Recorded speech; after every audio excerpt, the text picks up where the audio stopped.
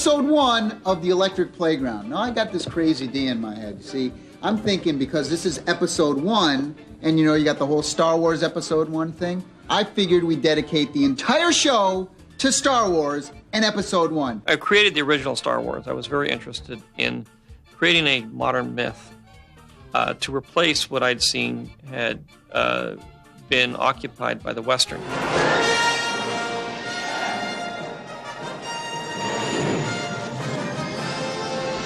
What does it mean to you to have been involved in these huge movies? It's very strange because, in a way, I can't see them as huge. They are a job I do, and because I never saw them like everybody else does, like, wow, I kind of know behind the scenes, which is great fun. So I have a totally different experience from most other people, but it's great to be a part of it, and very nice to be asked back on The Phantom Menace. I didn't know what the third one was going to be. The main thing I remember finding out about the third one was I had to get in really good shape because I had to wear the iron bikini. Point at the deck!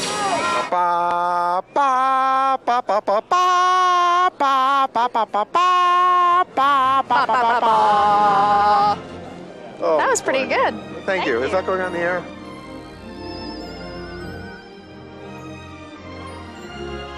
You know, the Nintendo systems have always had some pretty killer Star Wars games over the years. NES Star Wars, NES Empire Strikes Back, Super Star Wars, Super Empire Strikes Back, Super Return of the Jedi, N64 Rogue Squadron, Shadows of the Empire, and Pod Racer. Ooh. So Vic got this crazy idea in his head.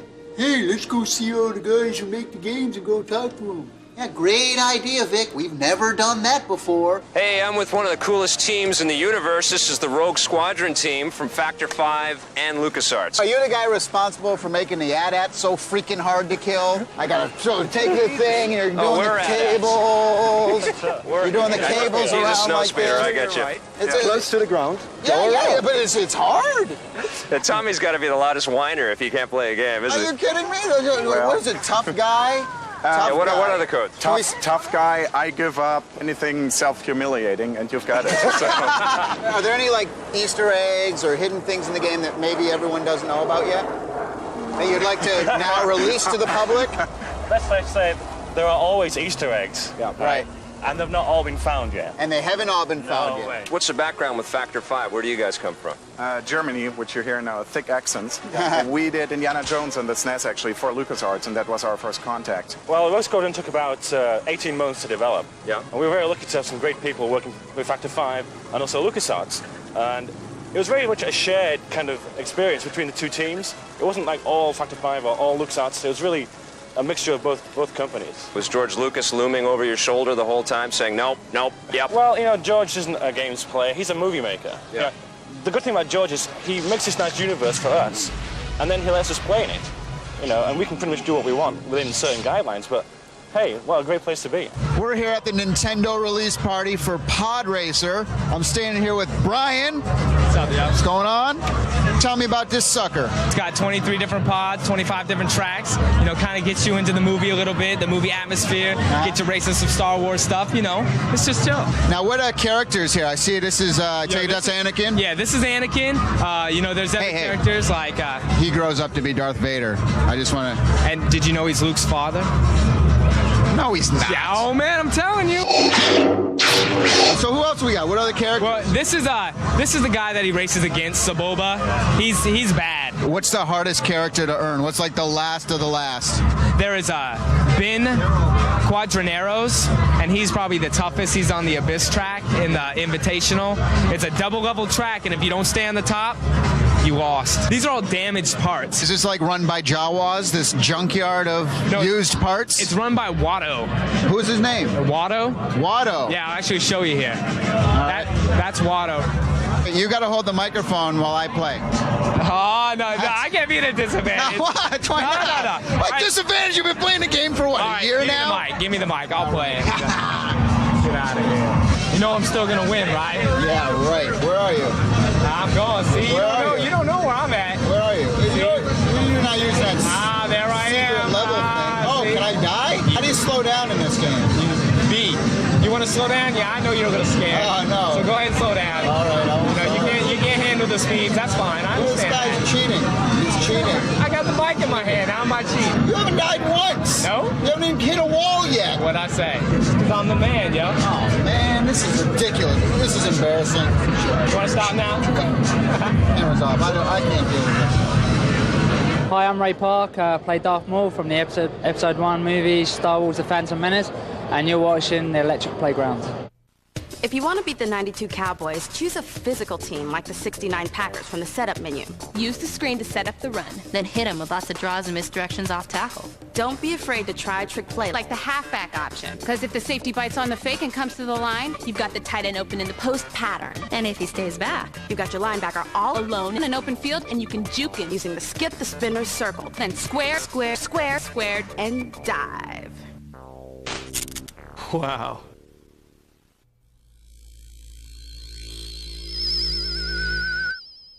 You know, LucasArts has always prided itself on doing amazingly adventurous, intense, and complex Star Wars games for the PC. Take Yoda Stories, for example. Well, hold on to your bantha fodder, because we sent Zobi-Wan Kenobi to go talk to the guys behind the latest game, Force Commander. Dun, dun, dun, dun, dun, dun, dun, dun, dun. So I'm here with Gary Gaber, and we're talking about Force Commander. What is Force Commander?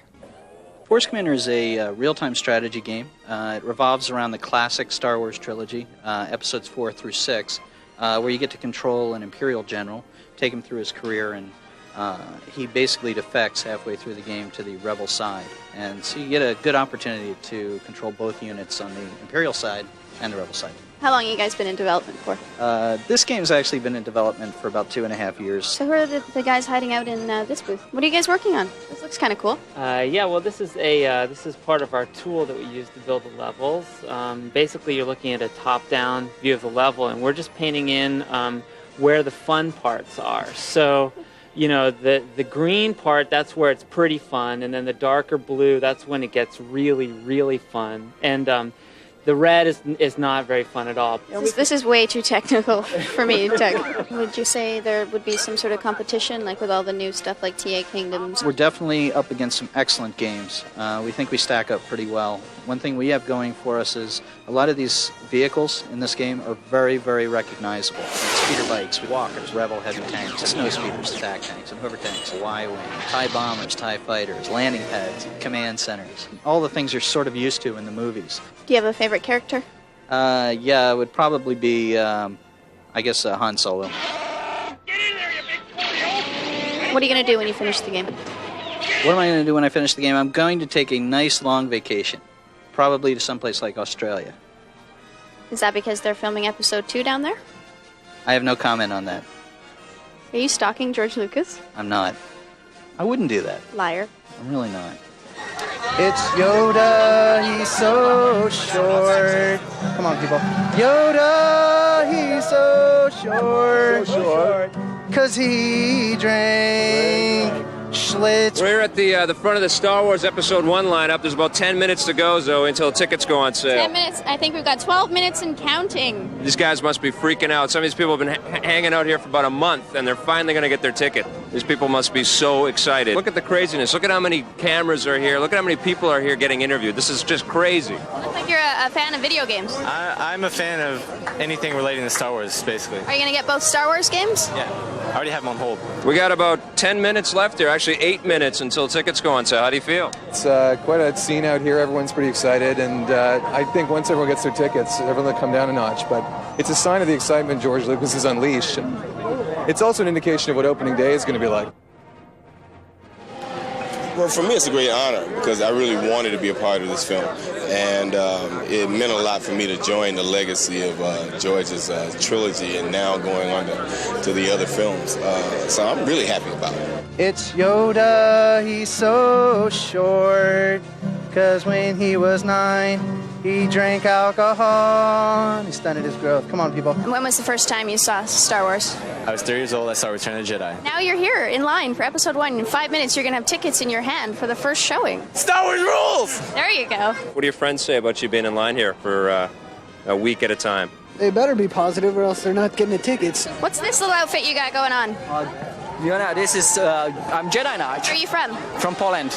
You came all the way from Poland? Yes, from Warsaw, straight from Warsaw just to see movie. What are you going to do to protect your ticket? What's going to stop people from mugging you in the lineup and grabbing your ticket away from you? I have a blaster. You have a blaster? Yeah. Excellent, you're prepared. And I have a battle droid with me. You have you brought, that's your battle droid, of course. Yoda. It's done in his grow. Hayden. Thank you very much. Now, I gotta admit, there's been some pretty weak Star Wars games for the PlayStation. Take this one here, Masters of Tiramisu or something. Terrakasai. Anyway, look what we got coming up, though. PC game, The Phantom Menace, awesome game on the PC, is coming to the PlayStation. Young Tommy One Kenobi, we must find Darth Clint to find out more about this Phantom Menace. Yes, Master, but I feel a disturbance in the Force. What's the gameplay in the Phantom Menace all about? It's a real-time action-adventure RPG set in the Star Wars universe. How many playable characters are there? There's 4 playable characters.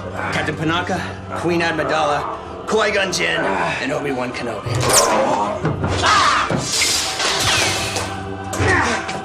What about the audio for the game? Music was done by John Williams with original sound effects from the film. Oh, look, Yoda.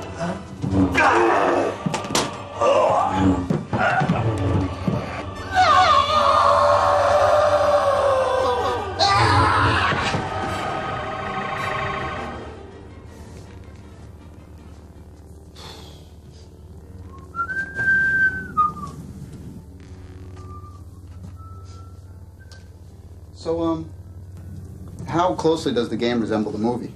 Oh, it's dead on. We captured the whole Star Wars feel of it, I think. What involvement did George Lucas have in the making of this? Well, that's George's baby. Of course, we wanted to make it look and feel exactly like George wanted, so George is kind of like, pushing us along the whole way, giving us ideas. How many levels is this thing? There's 12 levels, all different. Oh, cool.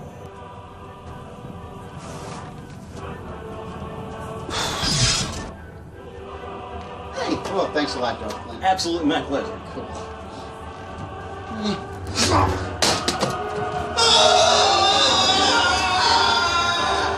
Bye, Darth Clint.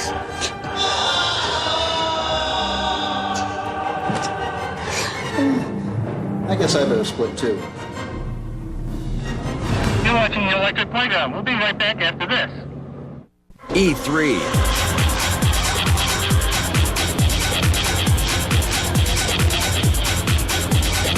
Not E3.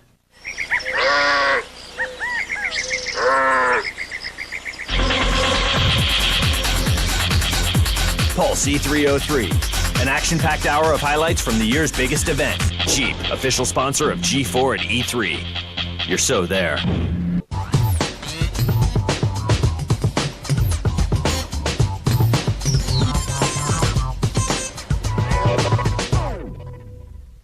It's like a flying suit, you're zipping it up and you're adding bits and pieces to it, and then you'd look in the mirror, you have to walk out, George Lucas would come in occasionally and say, oh yeah, that's coming on, then you add bits and pieces to it. And then the final bit, I put the helmet on, which was probably a good thing to cover the face. And I looked in the mirror, I thought, oh, this looks quite cool.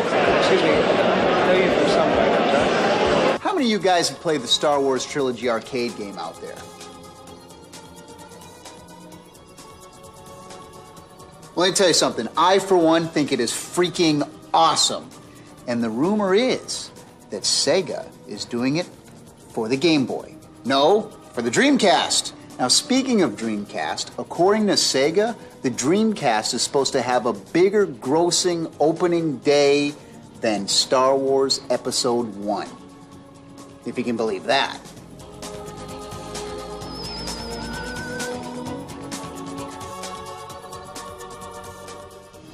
At E3 last year, we announced bold plans for making a comeback with a new product. A new concept in interactive entertainment called Sega Dreamcast. We're going to have more than 16 games at launch, which is the most games that have ever been released at a launch of a console. If you had to have a title that would push the consumer over the edge if they were thinking about buying a Dreamcast, what title would that be? I would say Sonic.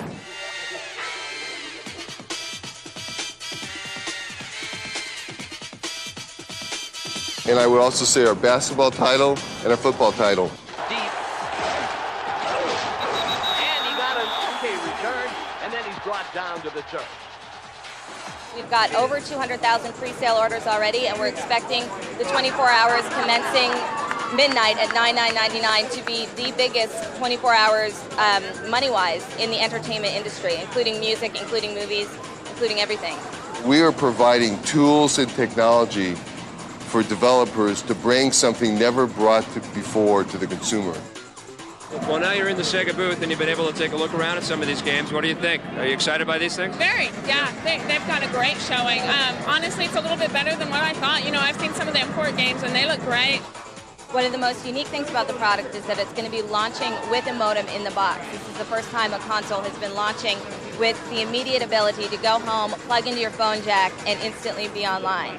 Dreamcast is launching this year. This is you've been working on this for a couple of years now.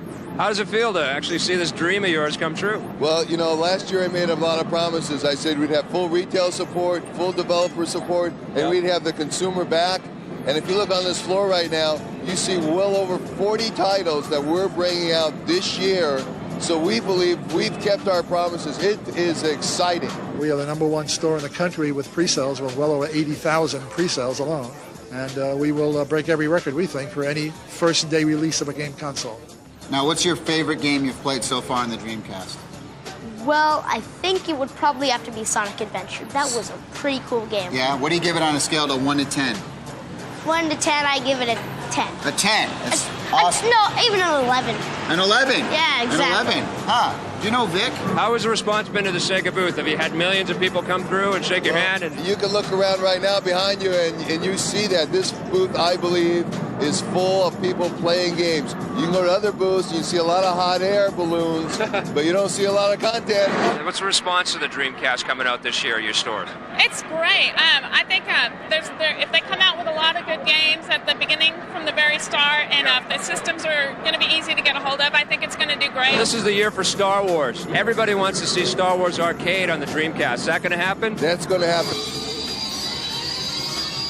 Well, thank you for taking the time. Thank you, Tim. Dreamcast? We got market your back.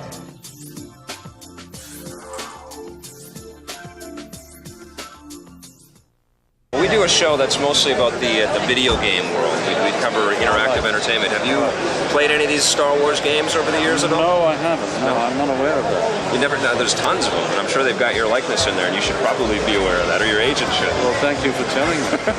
I'll keep in touch.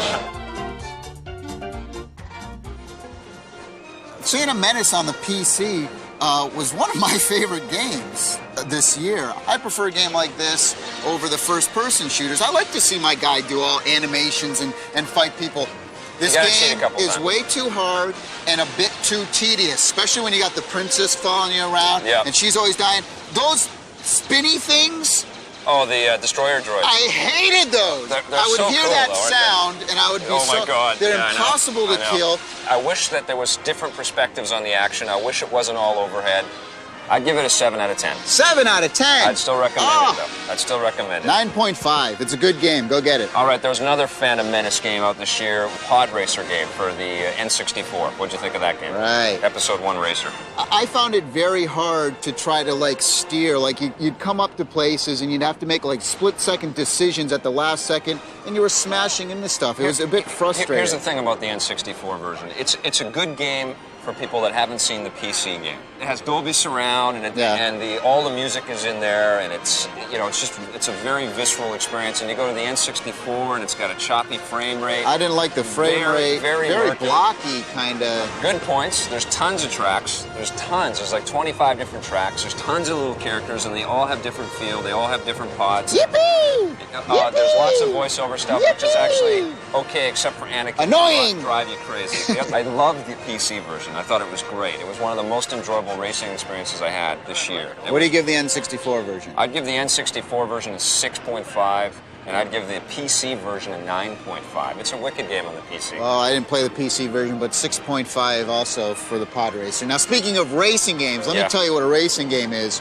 Driver on the PlayStation. Oh my God, this I game is amazing. love this game. Amazing. Okay. Reflections are the guys that did Reflections is a development company. Destruction They're the guys Derby. That Destruction Derby 1 and 2. You can totally see the influence from those games in Driver. Awesome. All the physics are amazing. You get to go and hop into all kinds of stolen cars and whip around town getting chased by cops while you help people out on bank jobs and all kinds of other felonies. You're an undercover cop, and it's a really cool story. The artificial intelligence on the police cars are amazing. I mean, they are so awesome. I'm like finding myself, I'm driving like 5 miles an hour, so, oh no, the cop doesn't see me.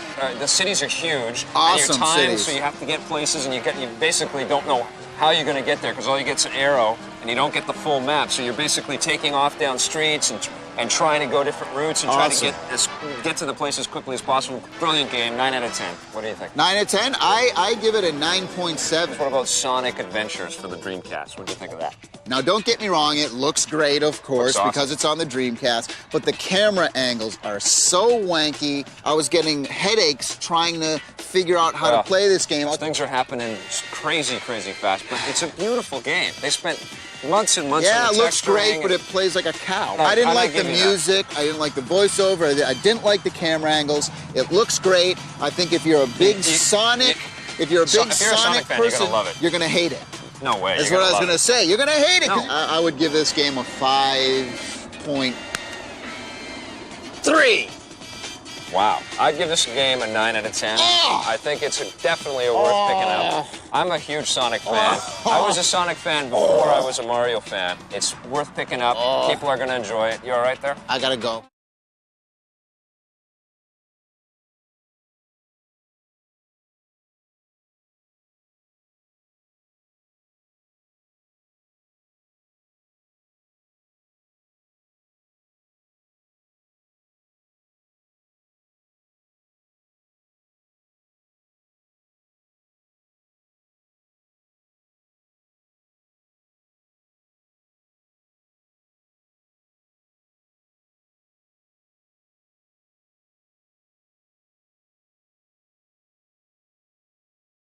Your favorite video game of all time? Bushido Blade. And you got a favorite video game character of all time? Super Metroid, man. When she dies, you can see her butt naked.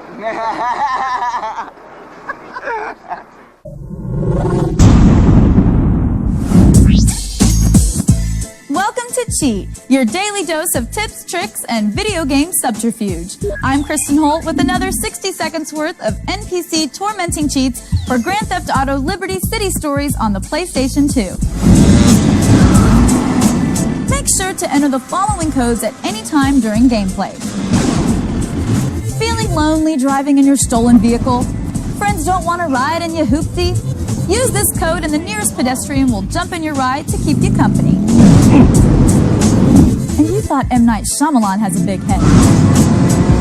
I seen your face! Enter this cheat and everyone's head will have a newfound twist. Don't hate, congratulate, player! For these cheats and even more codes and tricks, watch G4 and visit our website at g4tv.com. I'm Kristen Holt, and you've been cheating.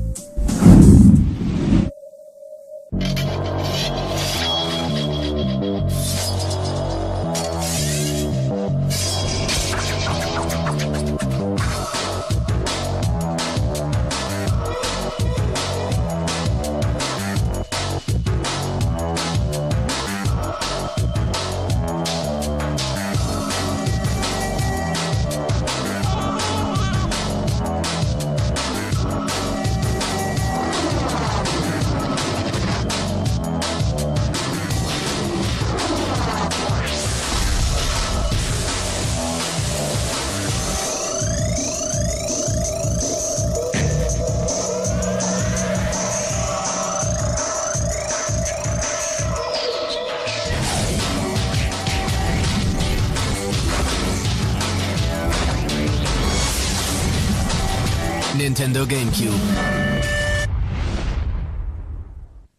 Come Coming up on Sweat, we're in the ring with the biggest, baddest superstars that WWE has to offer. We got all the bone-crushing, body-slamming action of WrestleMania XIX. Coming up right now in Sweat!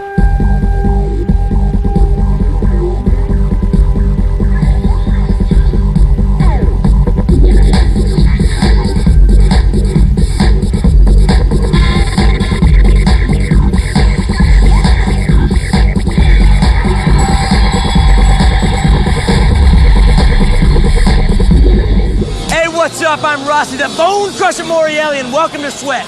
Now we're here in Seattle for WrestleMania XIX, and it's all about the bone-crushing, body-slamming, back-breaking, lady-loving sport of wrestling. Now this is where WWE's 19th WrestleMania is taking place, and if you don't know what it's all about, you're about to learn! Are you ready?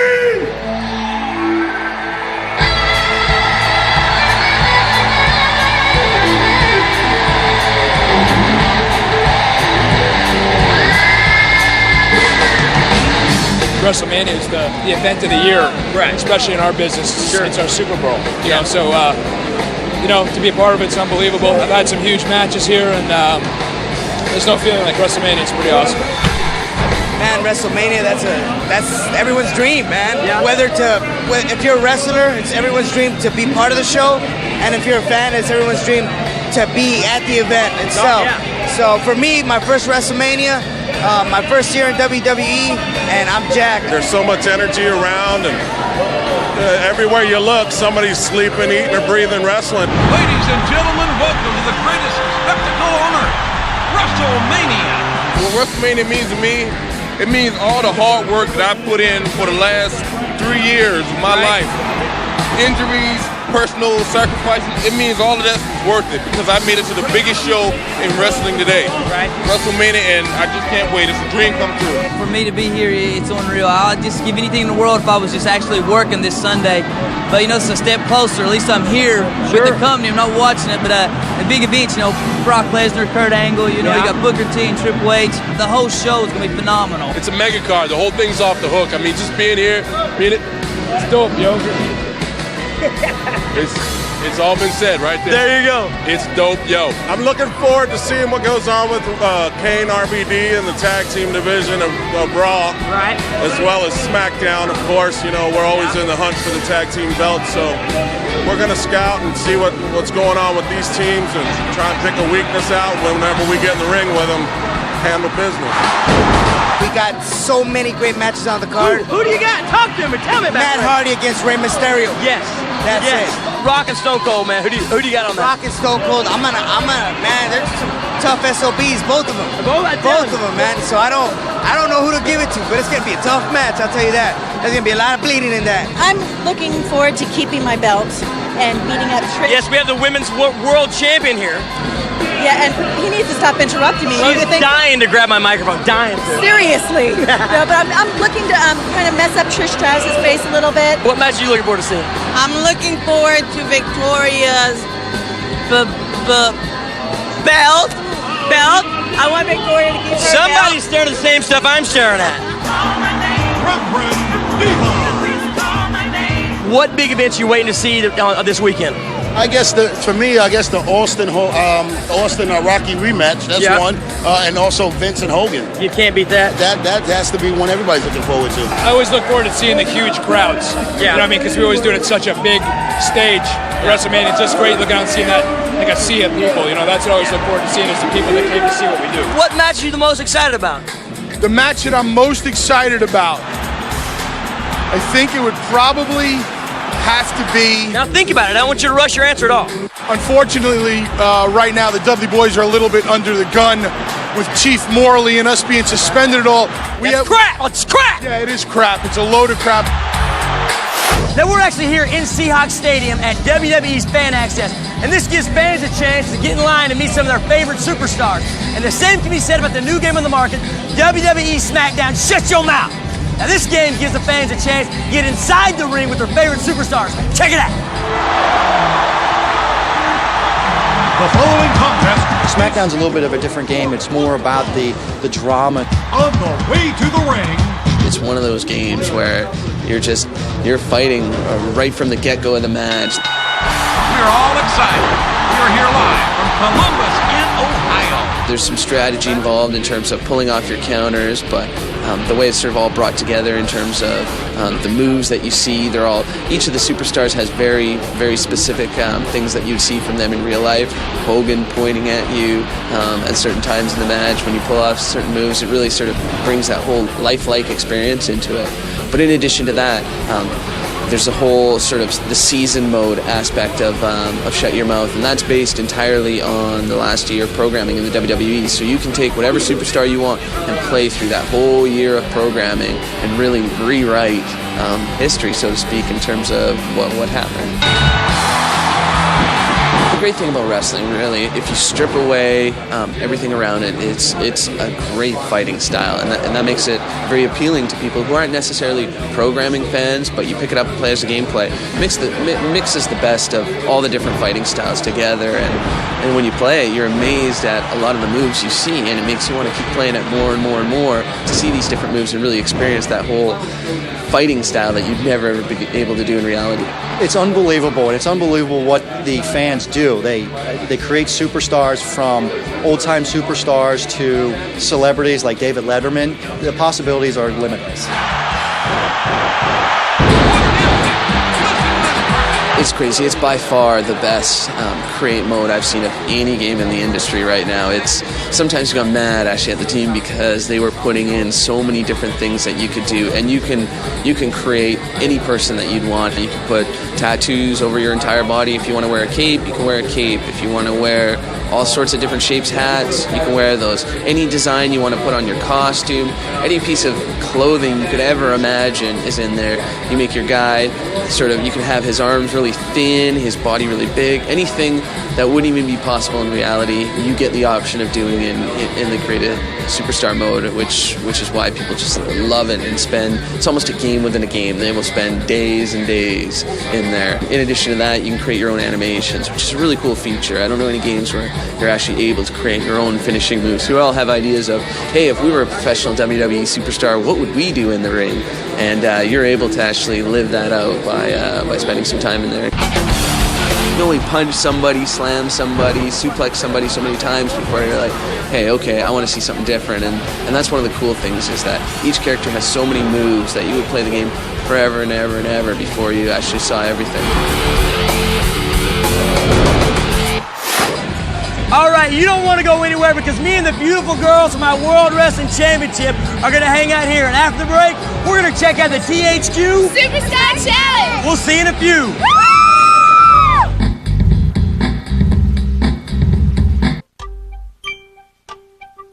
I was looking at different Zelda websites, and he had one running, so I thought I'd email him, and he's like, well, if you're interested in Zelda, that's cool. I'm glad you like my website, and would you like to come down and visit? Would you like to go to E3? And I thought, well, E3 is great because it promotes video games and that kind of thing. So we went last year, and that's how we met, and it's really interesting because we started this whole friendship through video games, essentially. Without it, we wouldn't have known each other.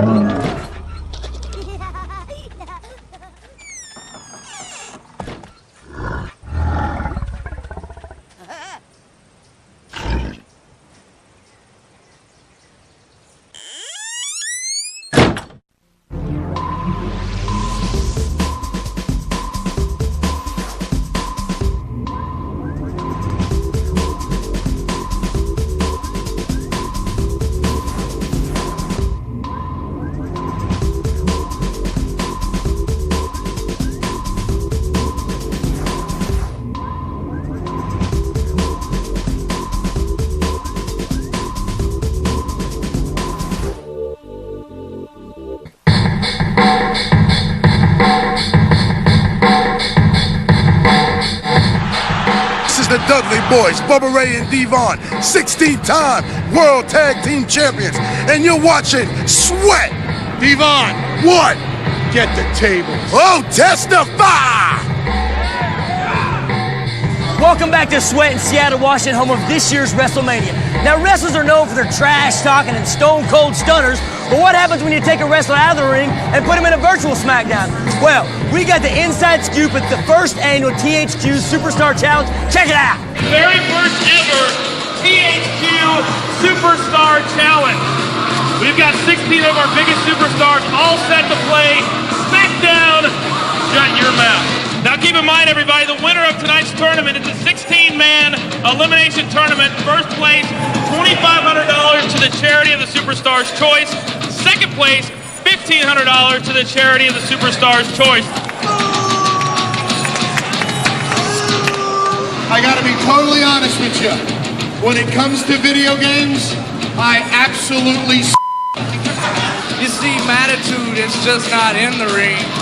It's out of the ring with PlayStation 2. You see, I can beat everybody on PlayStation 2, alright, man? Dude, I'm always ready. You know that better than anybody. Hurricane, you're about to go down for a loss. I'm getting you in this game at any and all costs. I'm the boss, and you people my domain. This is my style. Get the hell out of my terrain. Access off the hook, thugonomics. Table! Table! Table! Table!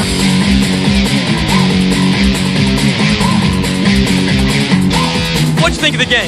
I like the game a lot. I actually have it at home and I play all the time, so I'm a big fan of WWF SmackDown games and, you know, pretty much anything video game-wise. That kind of gave you an upper hand there, right?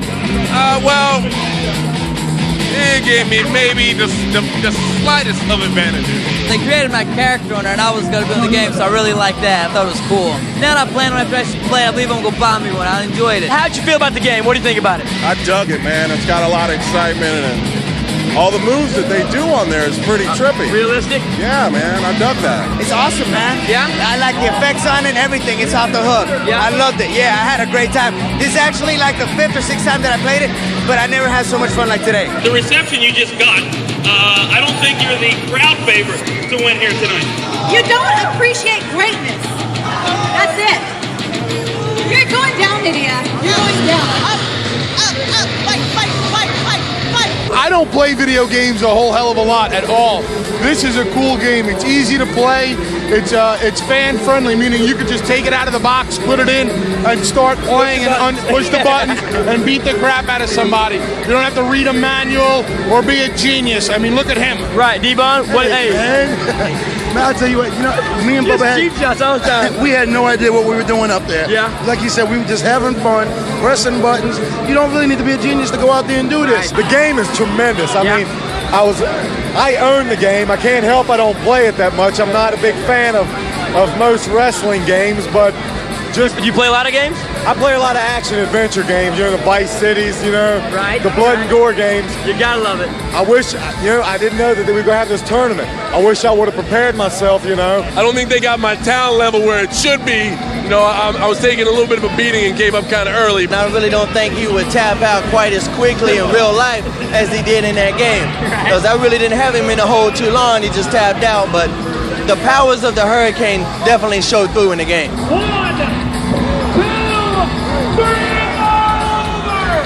It's all over! Shelton Benjamin, the champion! Well, I'm feeling pretty good about it. I came in here expecting to win. But man, you won $2,500 for your charity. You got the big trophy. Shelton, congratulations. Hope this just means big things for you in the future with WrestleMania and all your wrestling. Thank you. I enjoyed it. Now, besides SmackDown, Shut Your Mouth, THQ has another game coming out called WWE Crush Hour. Now, if you've ever wanted to see your favorite WWE superstars face off behind the wheel as opposed to in the ring, then you're going to love this game. You're going to love it! Glad you could join us for what promises to be another exciting event here at the WWE. Crush Hour takes all the WWE superstars, or over 30 of them, and puts them in supercars. And it takes all the different matches, such as tag matches and hardcore matches, and kind of turns them into a car combat. The bell's gone, and we're underway here. You're in your cars, and you have your own weapons, your primary and secondary weapons, kind of like, you know, a Twisted Metal or the other car combat games. And then, but they throw objectives at you. Like for a hardcore match, the objective is to hold on to the belt till the end of the match. Well, in in Crush Hour, you drive around in your car and you pick up the belt. And then you have to run away from the other superstars who are trying to blow you up and take the belt from you. And when its time expires, whoever has that is the hardcore champion. There's your winner of this hardcore match. Entering in the monster truck, Stone Cold Steve Austin. Stone Cold does have his monster truck. You know, each car does have the flavor of their superstar. Kurt Angle, you know, American, so he drives a station wagon that's you know, decked out in red and blue and white. The Big Show is in a big diesel, and Stacy's in a little car with a picture of a, you know, nice leggy girl on the side. So they really do have the feel of their superstar. Mr. McMahon is now revving up for his most anticipated and some say dangerous debut to date. Well, the story in it is that Vince, I mean, has already taken over wrestling. And so, you know, in the future, he's got to go somewhere else. So he takes over all the networks. And so now it's WWE superstars everywhere and doing everything. Kane's got his cooking show, and RVD's, you know, the host of a game show. This is his newest venture, WWE Crush Hour. Welcome to Crush Hour. Thanks to our sponsor, Mr. McMahon. There's the bell, and away we go. They're always in the car, but there's little pictures of the superstars, and as you blow somebody up, for example, Booker T, you'll see Booker T animate, and he'll call out the other guys, you know, say a signature line. I'll knock his damn mama out. A lot of flavor from the WWE in the game. Entering in the sports car, Hollywood Hulk Hogan. You know, I watched Hogan when I grew up, and so I'm always Hogan, and you know, just seeing him call out the other guys saying, "What you gonna do, brother?" never gets old. What you gonna do, brother? It's for the people who like the Twisted Metals, and it's also for the WWE fan, and you know, just combine the two and give the WWE fans a new twist on the genre. The winner of this event, Hollywood Hulk Hogan. Now don't go breaking chairs over someone's head just yet, because when we come back, we're checking out the career of one of the greatest wrestlers to ever step into the ring. Don't go anywhere.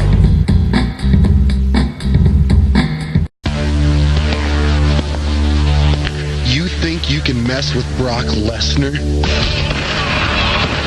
I don't think so. Go ahead and run. I will find you backstage, in the parking lot, wherever. Bring your alliances. Come with numbers. It makes no difference.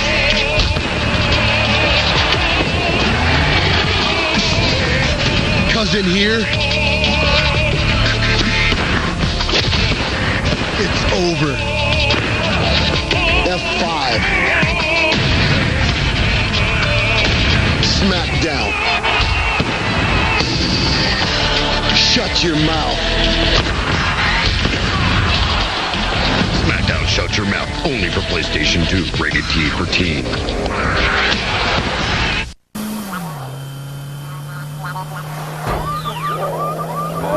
Take out those ATSTs. You heard the commander. Let's take care of those ATSTs.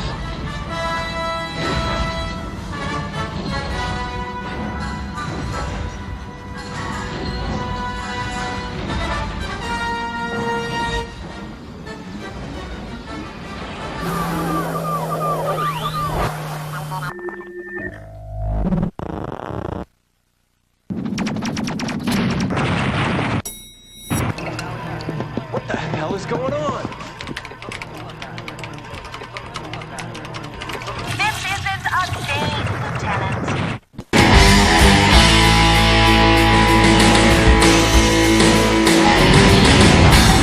Yeah! It's WrestleMania time. Welcome to Seattle, Washington. And yeah, we're gonna kick it. Wrestling fans, totally weird. Not normal, probably pretty average for gamers. Stone Cold's gonna kick your butt, and if you don't like it, too bad. He's the best in the world. I consider myself a pretty big fan, but there's some guys here that are just insane. Listen here, Brock Lesnar. You think you're the man? They're just a little bit too rowdy. You think you're the next big thing? Phew. Well, you got another thing coming to you.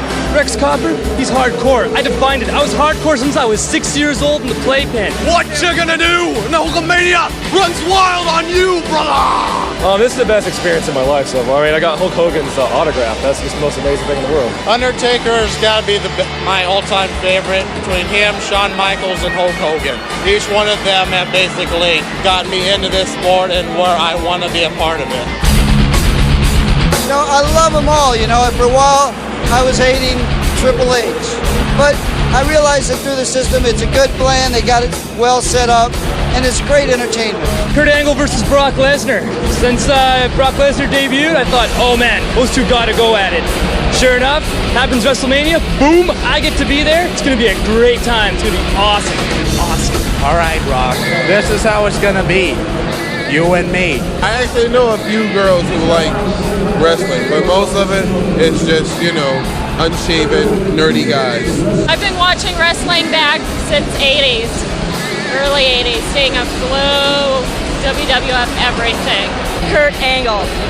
I don't like him. I don't like his attitude. So go take that somewhere else.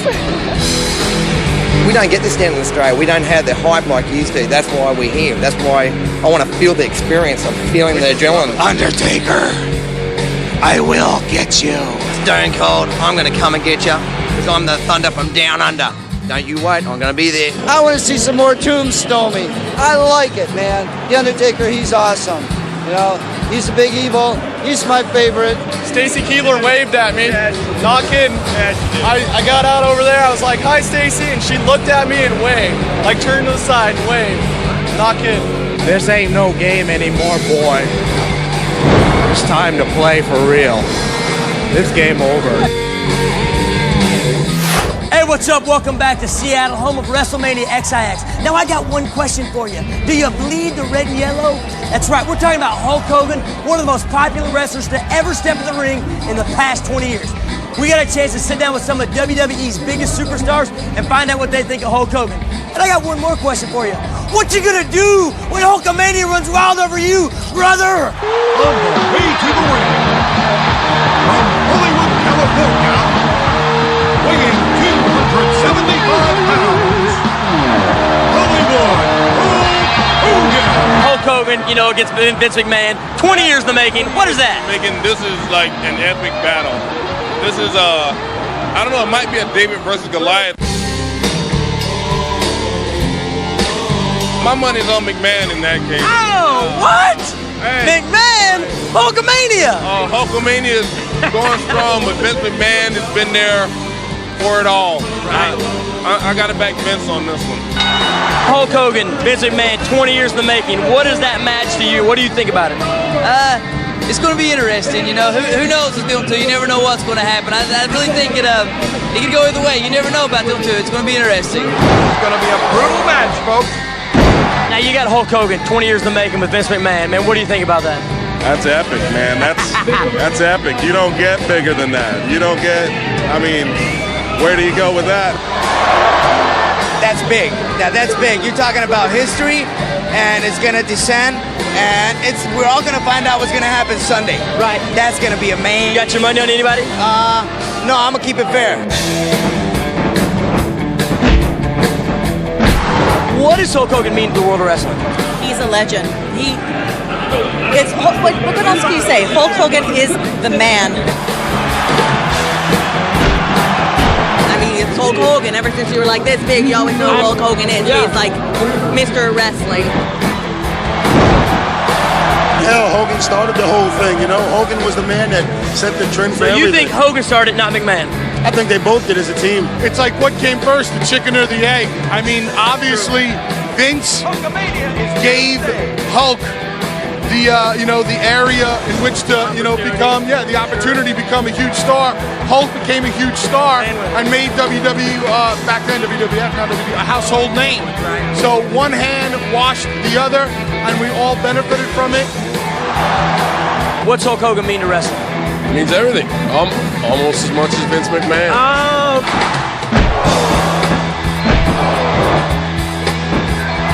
He was the guy that kind of brought it to a different level. Brought it sort of, I guess, on a guess you could say mainstream or whatever, but he kind of took it up another level. He's a legend, you know what I mean? So it's awesome. Two legends colliding. Who do you think made wrestling, Vince or Hulk? That's a loaded question. Who do you got in the match? Well, I think it's going to be a pretty tight contest, but I think Vince has got some tricks up his sleeve. You know, he's my kind of player. I never thought I'd say this, but Vince McMahon is actually beating the hell out of the challenger. All right, that's all the time we have here from WrestleMania XIX. Now, before you go putting your little sister in a chokehold or punching out your mom, don't forget to go to our website at g4tv.com/sweat and talk to some other great wrestling fans. I'm Ross Morelli. Now get the hell out of here before I kick your Rudy Poo candy. We're doing a little thing here. We got a little something going on. We'll go SmackDown in your. As a matter of fact, I think we're going to have a tag team title match on Heat, but I'm not sure about that. We're always going to have on the live Heat. I'm spitting like I'm sorry. Yeah, they don't have any freestyle on the game of you, do they? No, man. They What's cut that the about? rhymes out. What's up with that, man? John, I don't know. They get some sound bites for the new ones. Some crazy freestyles off the hook. From the WWE, this is the Hurricane, and you're watching Sweat on G4. And if you're not, what's up with that?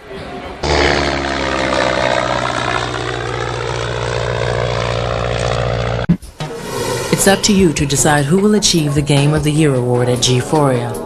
The nominees are Metroid Prime, GTA Vice City, Tom Clancy's Splinter Cell, Battlefield 1942, Animal Crossing. Achieve enlightenment. Achieve the glow. G4, presented by EB Games and Jeep. Is that the new Taco Bell chicken quesadilla? Yeah. Oh, the hot new handheld. Nice. But does it come with any games? Oh, yeah. Now get a new chicken quesadilla with 3 melted cheeses or a medium or large drink and get a scratch to win game piece. You can instantly win an Xbox along with 4 hot new games rated everyone to team or one of millions of other prizes. To get your hands on the hot new Xbox, you gotta think outside the box.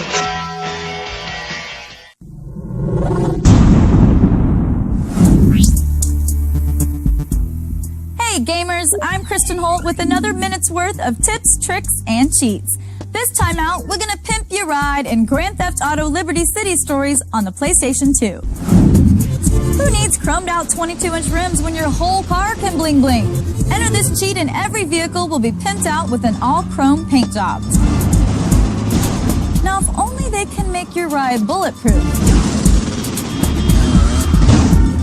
And speaking of rims, if you're in the mood for some bigger wheels or even smaller ones, enter this code and the tires on motorcycles will go from mini to massive. Oh my God! For these cheats and even more codes and tricks, watch G4 and visit our website at g4tv.com/cheat. I'm Kristen Holt, and you've been cheating.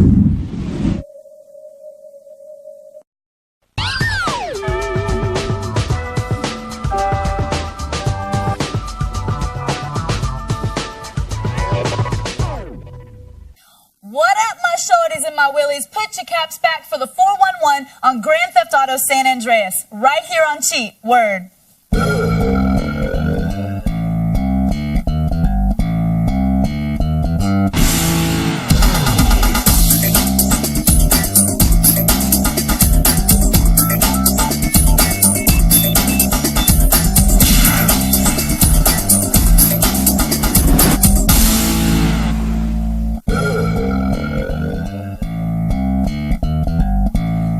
Welcome to Cheat, the show that flattens your video game learning curve.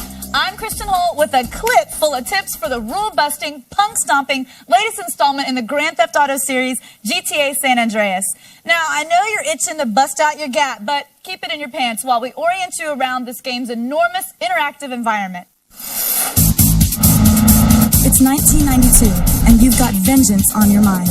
You're Carl Johnson, CJ to your friends, and you're the star of Grand Theft Auto San Andreas. Hey, Big Smoke, it's me, Carl. Chill. What's up, sweet? You're headed west from Liberty City to return home to bury your recently murdered mother and dig into your own tumultuous past. Hey, I don't know why this had to happen, but I promise you, I'm gonna find out who killed your mom.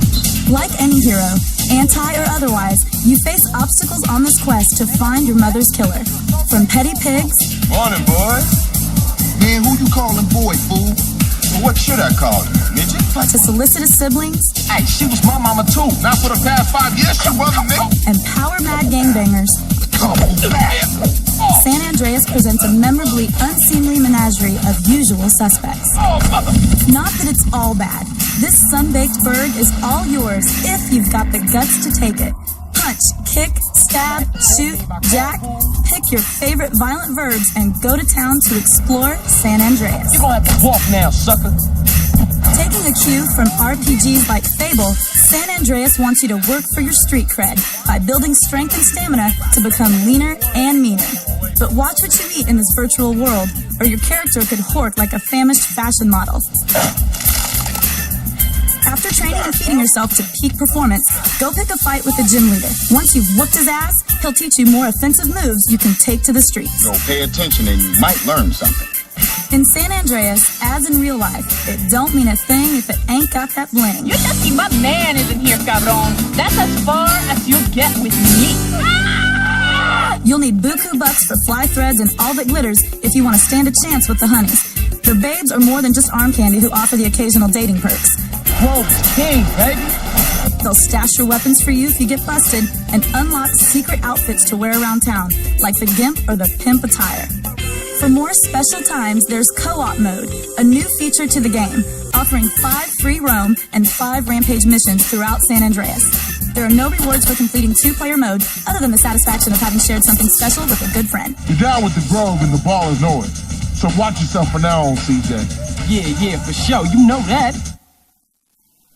Is there a decent day spa in San Andreas? All that sun can give a girl laugh lines.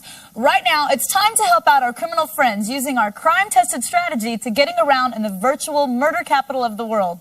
From petty crimes to grand larceny, here are some tips on how to have the skills to make the mills. The best way to have a friend is to be one. And the best way to earn respect is to break into people's homes. Help your crew complete various jobs, and you'll also earn their loyalty. Yes, the gangsta lifestyle is thrilling at first glance, but it's also fraught with danger. And they have a lousy dental plan. Unless, of course, you rap about it and make millions of dollars. Hey, yo, when I come through up in the place, you don't want me to come with a gun in your face. Help OG Loke jumpstart his music career by breaking into this house and stealing lyrics. Stealth is the key in the Mad Dog's Rhymes mission. Kill as many guards as you can, as quietly as you can, or you'll alert the whole posse and fail the mission. With most of the guards out of the way, it'll be easier to escape. Once you have the sheet music in hand, use the guards' own guns to carefully shoot your way out of the house to safety. Holmes, you ice cold, dude. In San Andreas, skill points are rewarded for constant repetitive use. You're encouraged to shoot, swim, and ride all you can. You'll earn extra points the more you use a particular skill. Tail Freddy on his PCJ in the OG Loke mission. Ooh, chase me! And put your riding skills to the test. Keep your distance or you'll lose them on sharp turns. But don't sweat falling behind. Just locate him on the map and take shortcuts to catch back up with Freddy. Once you reach the park, get off your bike and take him out. It's the best you got. Mowing down punks on your bike can earn you decent money, but I still have some reservations about the health benefits. Don't you get off the couch, because up next we've got everything you need to make your way from Vinewood to Las Venturas and back without hitting traffic or drive-bys.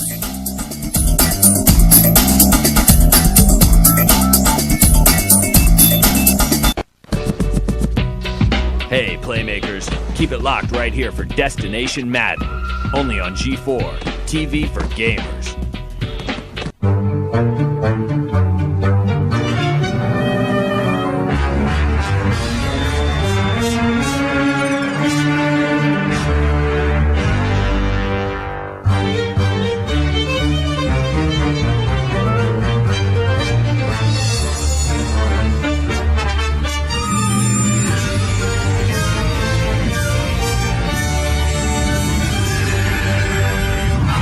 Live. It's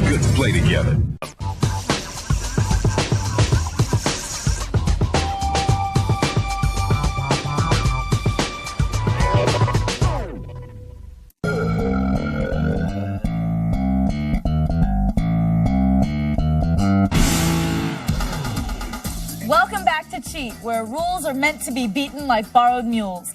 In order to finish the game, you not only have to beat all the levels, but a handful of insane side missions to be the best. But it's easy when you know how.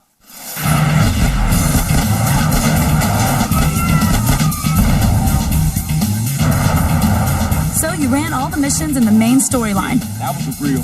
Good for you, but don't pack that Gataway just yet, homie. To earn a 100% completion rating in San Andreas, you'll have to beat all the required side missions too. The Vigilante, Firefighter, and Paramedic missions are all available, just as they were in previous GTA games. But other challenges await you if you've got the time and the skills and the willingness to play. Got a 40% cycling skill rating or better? Well, hop on your mountain bike and take the Chiliad Challenge atop of all places, Mount Chiliad. You'll pocket a cool 10 G's if you can truly dominate the downhill. Or maybe you'd like to earn an honest living for a change. After completing the 555 We Tip mission in San Fierro, take a turn as a car jockey at the swanky Venkerhoff Hotel. Take your time and stay within the lines. The perfect valet parking job can earn you 15 bonus seconds. Beat all 5 valet parking levels, and the Venkerhoff will become an asset of yours where you can collect up to $2,000 a day. Looking for something with a little more towing power? You wanna fight that? Take a big rig gig to complete the trucking side missions. You'll be delivering cargo in your own semi. Of course, some of your merchandise is on the hot side, and cops may try to ram you off the road. You wanna be a tough guy. They'll be coming at you with full force on level 8, where you start out with a 4-star warning and have to cross half of San Andreas to make your delivery. Remember, the map is your friend. To complete this course, always plot your truck route in advance, or you'll lose precious time and be run off the road when the cops catch up. Instinct may tell you to floor it when the cops close in on you, but beware of jackknifing. Instead, hit the brakes when they get within spitting distance and watch the fun as they get knocked off. When you make your last delivery, the RS Halls will be yours, and you can pocket a fistful of Benjamins for your trouble. I heard about this other hidden side mission where CJ sits in LA traffic all day and he really has to pee. Doesn't sound very exciting. But now that you know your way around, you're ready for some real fun with the cool new cars and weapons at your disposal in San Andreas. For all its colorful characters and amazing scenery, the hallmark of any GTA game is the things that make you go boom. Just like its predecessors, San Andreas has enough weapons and vehicles to make the Matrix Reloaded look like the sound of music. Don't be late for Molotov Cocktail Hour in the Burning Desire mission. Officer Tenpenny wants you to torch an apartment building controlled by the vicious Vagos gang. There's a guy holed up across town. You got that address, Bless? When you're on your way to the apartment, run over the 3 hoods out front with your car. Then get out and gun down the rest of the gang members out back. Welcome to America, asshole.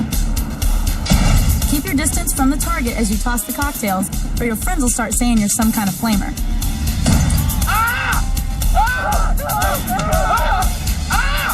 It's a good strategy to secure the area by taking out any stray punks before you firebomb the remaining windows.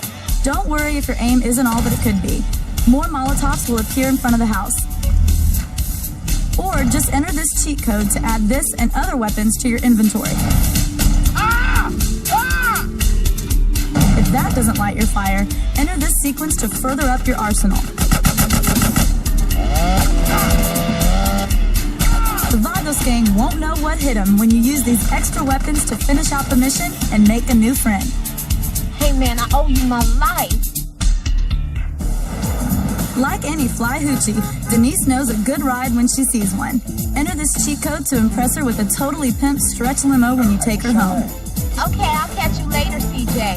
If you like to get down and dirty, use this code to spawn your very own Trash Master garbage truck. It's just another way to clean up San Andreas. Or hit the links in this custom caddy cart. Go for it, Tiger.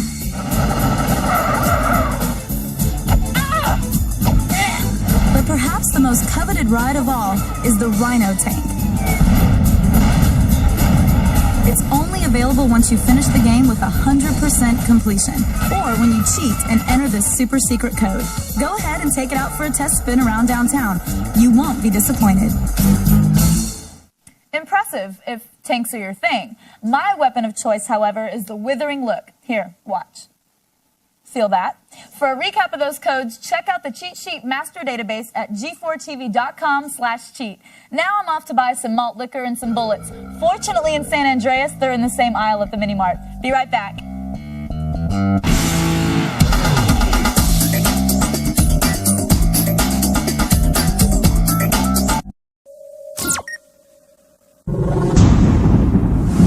Welcome to Cheat, your daily dose of tips, tricks, and codes.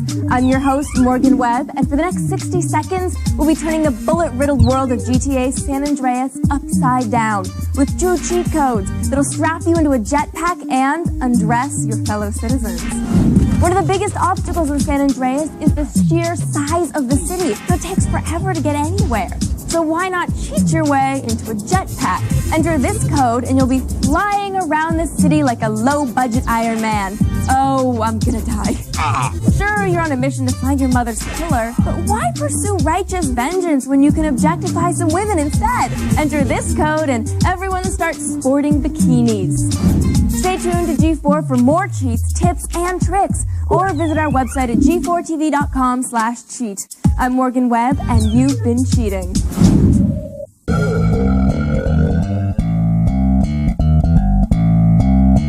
Welcome back to Cheat, where practice is a 4-letter word. So maybe you're busy, or you're late for work, or your meds haven't kicked in yet. Whatever the reason, you just can't seem to find the time to settle into playing an entire level.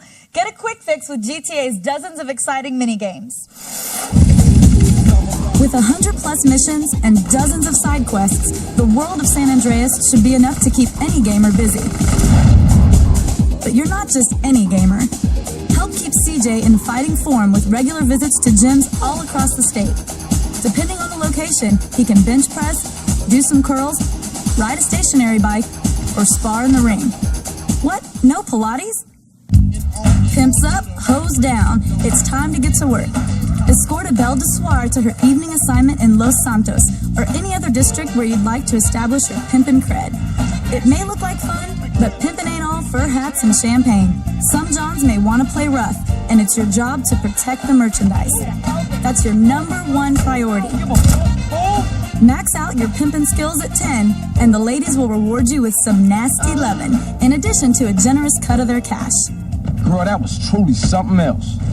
If peddling flesh isn't quite your speed, check out the Lowrider Challenge for some good, clean fun. You looking for the lowrider meat? Visit the Unity Station in Los Santos to pit your lowrider against other cholos. Your reward depends on what you're willing to risk and how good you are at what basically amounts to a miniature version of Dance Dance Revolution on wheels. Now bounce your lowrider to the beat. The highest score wins. All right, the homie, let's see if you got what it takes. Fortunes are made and lives are lost in the casinos of Las Venturas. This Sin City atmosphere is the place where blackjack, roulette, poker, and other diversions await the adventurous types. Hey, Mr. Johnson, just a friendly reminder that you owe me money. Be careful how deep you dig yourself into debt, or the casino mob bosses will take it out of your hide and collect with your life. You should have ran away.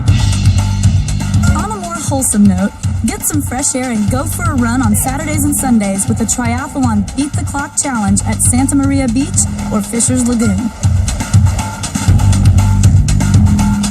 You'll need your swimming and cycling skills in peak form for these contests. Now get ready to swim, run, and ride your bike. This exercise essentially consists of repeatedly pushing the X button. If your character and your thumb can last, the take is a cool 10 G's. You ever start to think that all this cheating is somehow wrong? Yeah, my ex-boyfriend didn't think so either. Breaking the rules gets the cops on your tail, so here's some more cheat codes to help you clean up your rap sheet. City life is exciting for sure, but it ain't all beer and Skittles. You've got drug lords to deal with, girlfriends to manage, and John Law to dodge. Read right there. Sir, I fear you're making a terrible mistake. The only way to survive in a town without pity is to cheat. Granted, bashing other buckets and their motorists is half the fun of life on the road in GTA, but you'll want some skills behind the wheel, or your wanton ways could land you in the hooskow. Enter the cheat code on the bottom of your screen to lower your wanted level and ditch the fuzz.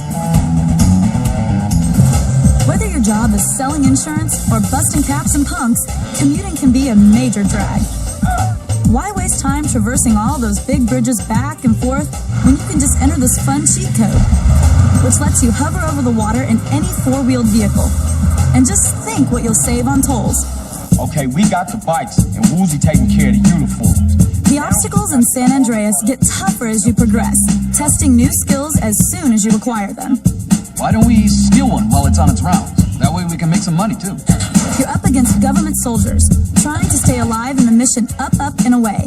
Take out the first 4 guards as soon as you enter the compound. Stick to the side as you enter the warehouse and take out the ground troops first. Are you wounded? Enter this code to score full health and armor, plus a cool $250,000 in cash. Bust a move for the rooftop, taking out the guards around the copper. Now use the turret gun to take down the 2 gunships that have been sent in after you. Then deliver the truck and reap your reward. All right, dude, I'm out of here. I'll see y'all later. Ooh, San Andreas rhymes with Dr. Zaius. I'll have to remember that for my creative writing class. Okay, if you've forgotten all the cheat codes we just showed you, head on over to the database at g4tv.com/cheat. Up next, come fly with me as I show you how to hijack the Hydra. Keep it where it is.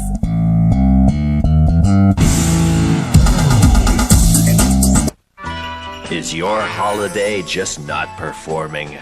Then get G4's Holiday Joy, now with Christmas Day Marathon. 15 hours of G4's biggest events and specials of the year, starting at 11 a.m. This thing is going on.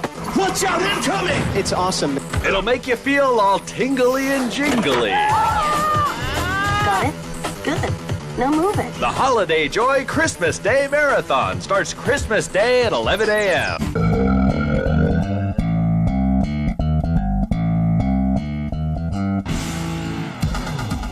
Welcome back to Cheat.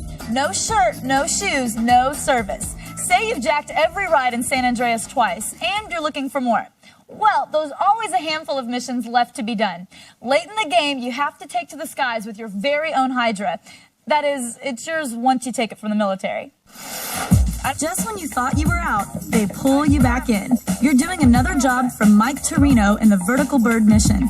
Torino? Listen, you gotta pull one last string. Hold up, hold up 1 second. Communists at the gate, Carl. I'm tired of this, Torino. And with only 7 more to go, this won't be an easy one. You just gotta steal a military jet off an amphibious assault ship and use it to destroy a flotilla of spy ships. Nothing big. Once you're inside the ship, make your way to the SAM controls on the 2nd level and take out any guards that get in your way. Once the SAMs are deactivated, head for the Hydras. Blow up the 2 planes closest to you before heading for the 3rd. That way you'll only face 1 enemy once you're airborne. The Hydra's controls are sort of a cross between a helicopter and a plane. The right stick controls the thrust vectors, so hit down before you take off or you'll roll off the deck like this. You'll have other Hydras on your tail once you're airborne, so have your weapons at the ready. Use R1 to establish a lock and L1 to fire the missiles. Once you take them bad boys out, go after the flotilla of spy ships. Take your time, they don't shoot back. Once you've cleared the airhead for Verdant Meadows and park your Hydra in the hangar, you'll collect $50K in reward money, and the Hydra will now be accessible from this airfield. Let me give you a little tip. Don't pay for a headset. The in-flight movie usually sucks anyway. Who says eggs are just for Easter? They're always on the menu in San Andreas, if you know where to look. We live in an imperfect world, and so do the assorted lowlifes in GTA San Andreas. Where getting over is all a matter of knowing the angles. Now I got to steal another car, right? Here's how to turn the game's glitches to your advantage. You'd make a great vigilante, if only you didn't have to chase down all those damn criminals. Work this glitch for a lean-back vigilante experience. First, acquire a police vehicle, either a cruiser or a motorcycle. How you do that is up to you. Next, head to a building which you can enter and exit. Activate vigilante mode before entering and chill for a spell. After 15 or 20 seconds, you'll get a target eliminated message. Now you can hop back on your prolonged ride to activate the next level. You can repeat these steps as often as you like, but it can sometimes take a few trips to eliminate the target. CJ gets his armor boosted to 150 after level 12, and we got as far as level 22 before we began to yearn for some more meaningful employment. Have a wonderful day. Who says you gotta go to flight school to get a pilot's license? Okay, besides the FAA. The skies are never friendlier than at the Los Santos International Airport, where earning your wings is as easy as hopping the fence and stealing the Shamal, a Learjet-style plane. Take her up for about 30 minutes and look, up in the sky. You're suddenly a licensed pilot with access to all airports. Say you're in San Fierro and you're looking for some eggs. Head over to Gant Bridge and check out the first tower. Right at the very top, you'll find a sign that says, "There are no Easter eggs here, go away." Wow, that's really deep if you think about it. Elsewhere in San Fierro lies a little diner in the shadows of the massive Gant Bridge. Here's where you'll find everything you ever wanted to know about the bridge, from how many polygons it uses to how much disk space it takes up. Yeah, but can you buy it? Too bad they didn't make it destructible. Meanwhile, back in Los Santos, check out the billboards for some sly digs at rival SoCal gangbanger game, True Crime Streets of LA. There's also a billboard for Vice City's favorite porn star, Candy Sucks. Candy isn't the only character from a previous GTA game to make an appearance. During the cutscene to the mission Woozy Moo, you'll find the main character from Grand Theft Auto 3 hanging around in the background. I think you're getting high on that country air, man. And that's it. I'm dry. What more do you people want from me? Got a question about your favorite game or a hot code you want to share with another player? Visit the message boards at g4tv.com/cheat or send an email to cheat@g4tv.com. For a recap of all the codes, just check out the Cheat Sheet Master Database. Until next time, I'm Kristen Holt, and I'm a cheater.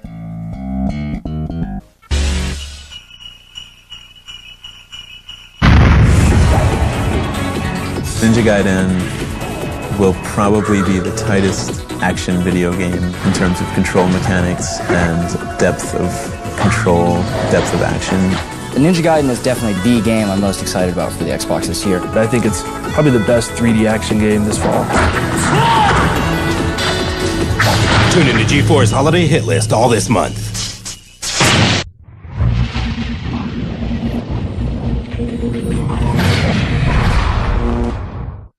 I just got into Xbox Live. I have this really great high-speed connection, and I was playing one-on-one NFL Fever against some other players from around the country. Now my gamer tag, my online ID is Dark Master. I was masking my voice. You can use your real voice, or you can pick from a list of voices. I was just being friendly. I mean, I'm not one of those game guys that gets like totally absorbed, you know. Taste it! Yeah! We're going down! That's gotta hurt. You want some more? Oh, you like that, do you? Watch me go. Oh yeah, everybody goes down. Yeah! So pretty soon, I had like the highest score in the country. Master! Actually, I think there was one other person that was above me. I mean, hey, it was no big deal. Oh, I don't think so. So I decided it'd be fun to contact this guy and challenge him. All right, how about it, Crusher? Smart Master, I'm Crusher. We'll see who gets crushed, Crusher. The kick is away and the game is on. He made it into the end zone for a touchdown. So cheap. Your puny efforts amuse me, Pork Master. Not much there. I suck. Come on. It's the end of the game. I think I lost the football game. How about a different game, homeboy? Well, anyway, one of us suggested playing a different game. Bring it on, Dark Gas Passer. I thought a team game might be fun, and that some friends that I met online might want to play. You see, Xbox Live has this Optimatch feature, lets you easily find players all over the country who like the same games and levels. I got some boys here who'll make you wish you were never born. I've got Arctic Avenger. Dark Master is in trouble. Buffalo Soldier. Oh, Dark Master Man. .com. I'm a Dark Master. And Sleeping Giant. What? Wake up! Is what's hurt? All right. Let's kick some tail. Whoa, come on. All right, Buffalo Soldier, cover me. Man. Arctic, look out! Oh, no! Get back! Dark day for Dark Master. We just barely lost. I think I just got tired and I had an exam the next day I was busy thinking about. It was all right, though. It wasn't like I was all distraught or anything about losing, you know? Why? I mean, it would have been nice to have won, but, hey, you win some, you lose some, right? Well, I don't know much about all that, but as long as you can fit into that chicken suit, the job is yours.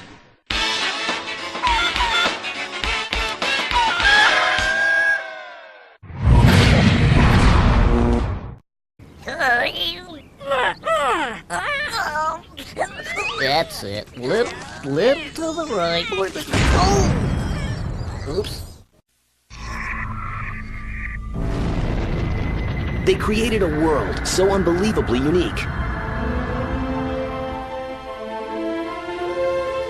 Who would want to play that game? I mean, it takes itself way too seriously. With characters that are untraditional. They look like monsters, but they're not monsters. He's not a brainiac, he's not a jack of all trades, he's not a master or anything. He's a goofbag. And ideas that are unconventional. It speaks about hope. It speaks about changing for the better. It speaks about not being beaten down by the big guy. I was not responsible for his flatulence. Is that a nice way to say it? That's nasty.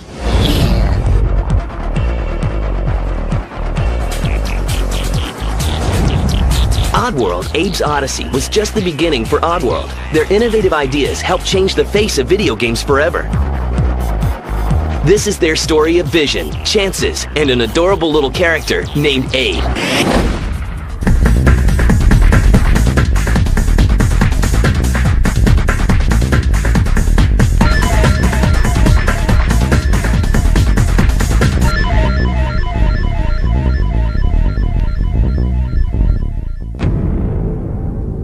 Years before Oddworld was created, the future co-founders were growing up in two very different worlds of their own. I was really lucky. I came from parents that had money, and I had the perfect childhood, and I went to USC, and it was a dream childhood. My first memory is sitting in the back of a police car and watching the lights bounce off the houses. My mother married an ex-Marine Teamster. You know, nothing against Teamsters, but I lived with them, so I have the right to say that. But what Lorne did have was a gift, and this gift meant everything. Art probably saved my life, because when I was in high school, I had just become a really bitter, negative, hostile person. Fate would then slowly begin merging these two lives together. While Sherry was working as an executive in computer animation, Lorne was earning his reputation as an accomplished art director. Then in 1991, while working at a special effects company, the businesswoman finally meets the artist. It was very clear that we were both really passionate about what we did. We both really wanted, to create high standards. I thought that for the first time in Hollywood, I was meeting someone that was really direct. Sherry would cut right to the chase. So she would just go, no, that sucks, that's good, that's awful. Beyond their similarities lies something that fascinates Sherry. I wouldn't even know how to describe it, except to say that he truly, truly is an artist. That's really who Lorne is. He's an artist. They officially partner up, spending the next few years creating computer animation rides. But along the way, Lorne picks up a new passion and shares his true vision with Sherry. And he said, what we really need to do is we need to build video games. And I thought he was kidding. And I went, why would I want to build a video game? And she just wasn't making the connection. And I was going, it's an economic connection that we need to make the leap to, Sherry. See, here's the deal. This is the new medium. We could be the Cecil B. DeMilles of what's coming down the road. This is music videos in 1980. Thanks to Lorne's persistence, a healthy, brand new video game company is born, and its name is Oddworld. Sherry and Lorne pack up their lives, leave the comforts of Hollywood, and set up shop in sleepy San Luis Obispo. Let the games begin. All video games either had to be some sort of established puzzle, established fighting game, established this and that. And there was a way to combine all these. Hello, follow me. Okay. And still put out this intoxicating game, this little world that would draw you in. Scott isn't the only top talent intrigued by this unknown world. I realized the moment I walked in the door, I'll do whatever it takes so that I can become a part of this whole organization. So we have two leaders that didn't just say, hey, let's form a company because it sounds good. They had the background and the knowledge to say, here's what the images are going to look like, this is what the world's going to look like. And these images aren't typical. There are no superheroes or virtual babes. That's just wrong. Instead, there's the bizarre, the peculiar, and the odd. And the title for this odd game is going to be Soulstorm. It's not your cliche science fiction type stuff. They look like monsters, but they're not monsters. What we always wanted was to create a character that people could really identify with. Not the character that we'd like to be, you know, the Superman. And that's exactly what they created. And his name? My name's Abe. Yes, Abe. The lovable, goofy character with stitches mysteriously sewn on his mouth. Abe's responsible for leading us through the game while simultaneously trying to save his own kind. Tough gig. He's not a brainiac, he's not a jack of all trades, he's not a master anything. He's a goofbag. But he's indicative of a much greater world that's out there. So now that we know what he looks like, what does he sound like? Who better to ask than the man behind the voice, creator Lorne Lanning. His voice had to be sort of the chump, you know, the guy you'd go, piss off, man, you know. So he'd be like, well, why would we do that, you know? Now that we have our lead, let's get to the story. Abe's mission is to save his fellow Medokans from becoming brunch to the industrialists. But first, he must save himself. Get me out of here! Along the way, Abe's journey is filled with relentless struggles and battles. People are attracted to Abe. He doesn't have this killing blow. He doesn't have this garish suit. He doesn't have an ability to travel through time, and he doesn't know it all. No, but what he does know is that he's stacked with a great marketing team.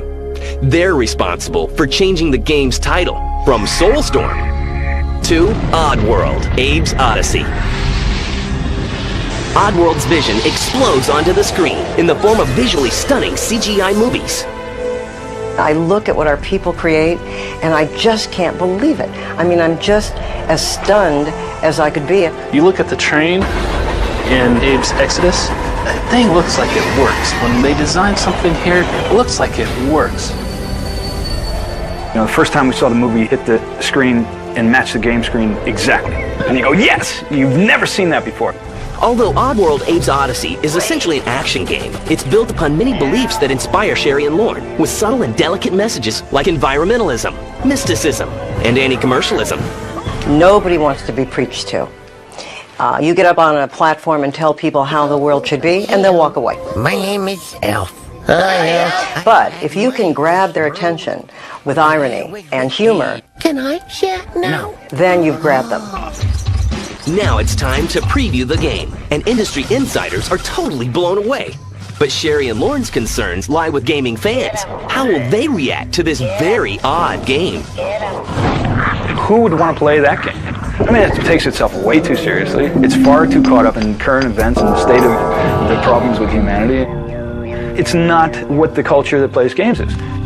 We're going to live and die by our word. If the game fails, we will have no fingers to point to anybody but us. The concerns come to an abrupt halt when Oddworld Abe's Odyssey becomes a smash hit following its September 1997 release for PlayStation and PC. Our lovable little guy has been launched into stardom.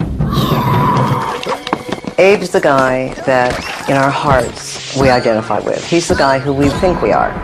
And because of that, that's why we care so much for him.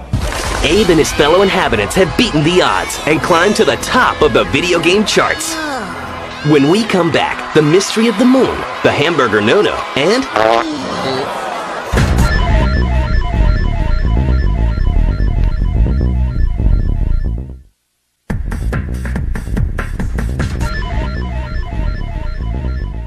Sherry McKenna and Lorne Lanning dominated the video game industry with Oddworld, Abe's Odyssey. The 1997 release won more than 40 major industry awards and sold more than 2 million units worldwide. Well, there's not much time to celebrate. Oddworld's publisher asks for the impossible. Compress the usual 2-year-plus production cycle and deliver a follow-up game in time for Christmas '98. Can Oddworld handle the pressure? It was hell, let me say. It was not fun. We did it in 9 months. We got it done on time because That's what you're supposed to do. Deliver on time. We just had to prevail, and it was murder. With games to be made and deadlines to meet, the relentless businesswoman is adamant about providing a healthy work environment. I am absolutely a monster about the health thing. So if I see people coming in with junk food, with a cheeseburger, I will absolutely take it and throw it away. Sherry said healthy people are basically good, alive workers, and so she fronts the money for vitamins every week and has fruit baskets. And then, you'll pull a desk drawer and there'll be the donuts. But don't tell her I said that, if she finds out. With little time to play, work progresses on the second Oddworld game, where some familiar inspirations are sneaking their way in. Basically, our games are about consumerism versus mysticism. Nicotines, sweeteners. We have to look at us as consumers and be responsible for that which we consume. Ooh, tasty. But it speaks about hope. It speaks about changing for the better. It speaks about not being beaten down by the big guy. Some of these very personal messages stem from Lauren's very real life, like paying homage to the 12-step program. I started going to Alcoholics Anonymous. I probably shouldn't be saying this, but my father was a reformed alcoholic. And I used to visit my father on the weekends with my brother. And if we wanted to see Dad, this is what he had to do. So we went too. I had my first brew. I have no idea the value that had in my life, because I think it's such an incredible organization. And I saw what it did for my father. It saved his life, and probably ours too. Against so many obstacles, Lauren and the other Oddworld inhabitants still managed to make the deadline. Oddworld, Abe's Exodus, is released in time for Christmas '98, and it's irresistible. And here's the lowdown. Abe must free the living Mudokons still enslaved by their captors, save the spirits of his dead Mudokon ancestors, and sabotage the evil cartel's businesses, including the Soulstorm Brewery. Got it? So what about the farts? Did they make it in? It'd be funny. What if Abe possessed his fart? I mean, at that point, we couldn't do anything but that. Abe's behind yet another Game 1 secret. When Abe broke out of Rupture Farms, that was one of the first things he saw was this moon. And as he put it, in the face of the moon was my paw. And he puts his hand up there and it links up, and then his fate is really kicking in. But how did the paw get embedded in the moon? Well, like many movie mysteries, this one began in a not-so-mysterious way. It's all budget, right? And what can you do, and how much time, and how much money? But what got edited out is as he was escaping, there was supposed to be a meteor storm hitting that moon, slowly forming this hand. So that it would imply that there's these greater forces that are really behind him. They're trying to send him the symbols. Now that we know the secrets, here are some magical movie moments.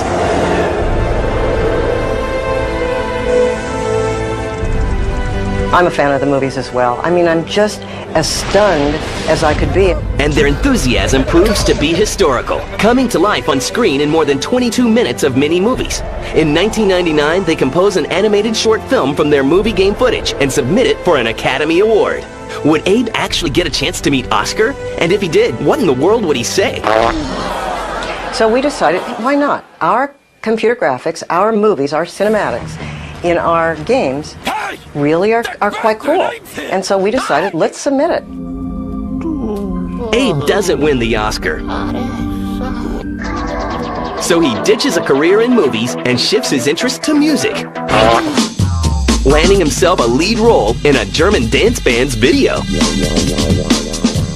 This isn't something someone's going to watch once. It's going to be every time they click on the TV and sit back and go, oh, here is eine Video. That's good. You kind of charge into it going, wow, this is something lots of people are going to see lots of times. The video becomes a huge hit, and Abe plants his spot as an international star. We interrupt this program. Coming up, Oddworld makes a decision that some fans say, I am screwed! And Abe gets a sidekick. He's a belcher.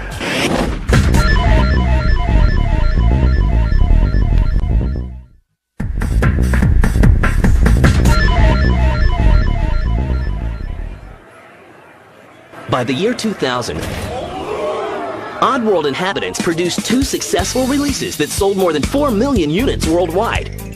Their collection of odd characters were embraced by gamers everywhere.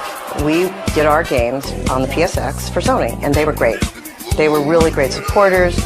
We were very happy being with Sony. Yet that fall, Oddworld drops the bomb on their fans, News for you, Blue. announcing they've agreed to create future versions of the Oddworld Quintology exclusively for Microsoft's upcoming Xbox. The Xbox is the content machine today. That machine is the machine that if creative minds are together, they can deliver better content on it. That's it. But fans are infuriated. When our fans found out that we had done that, we got more hate mail than you can even imagine. Somebody's really pissed off. Blasphemy it was. We had a feverish upswing. I go to the web, and you can't help but read the web. And there'll be some people like, talking crazy talk. I am totally screwed. And man, that hurt. That hurt. It means they care that much. People believe so much in that universe. Can you imagine touching a human being so much to the point where they so believed in that character? They so identified with the world that we created. They so believed that Abe wouldn't do that. Abe wouldn't go there. Abe wouldn't react that way. For Oddworld, the changes are monumental. The crispness was kind of chilling. To get right up in the screen and kind of look for jagged lines or look for a time delay, you have your face kind of on the screen, just, no, Abe's still there, no, and your hair would fall out. Oddworld Munch's Odyssey, the third game from Oddworld, premieres along with the Xbox for Christmas 2001. My name is Munch. And Munch, the lonely yet ambitious Gabbit, makes his debut appearance. He was the last one, so he really embodies sort of loneliness and loss. But he had to be distinguishable in a different way. And he goes, I can't find anybody. And when he'd say things like that, they'd just be like, oh, and that's what we're trying to do, hit the heart, but in a twisted world. You've got a monoped with two hands and this huge head who's aquatic, and yet he's kind of a land animal too, and can speak, and he's got a radar on top of his head. You have to feel for the guy. You gotta like the guy, or at least I like the guy. Hey, what's happening? Hello, Abe. Hey, Munch. He's a belcher. Great. We got our farter, and we got our belcher. Don't tell anyone. But it is funny. Hey, that's nasty. I mean, Munch is funny. Munch is another clueless character. And it happened. That pulls your heartstrings because he's the last of his kind. He's a Gabbit.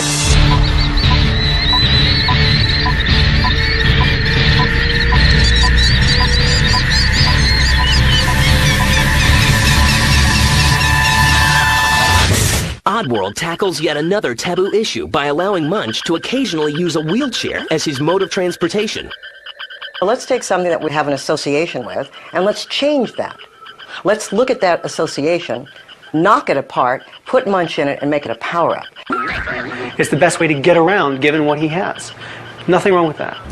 So, again, something for people to kind of look at and go, this guy's really cool, this guy's really goofy, this is fun. But not all of Munch's assists come from a set of wheels. He gains unnatural boosts of energy from power-ups. Oddworld's version of soft drinks. We go to a vending machine, we get caffeine. Well, they go to a vending machine, they can run 50 times faster.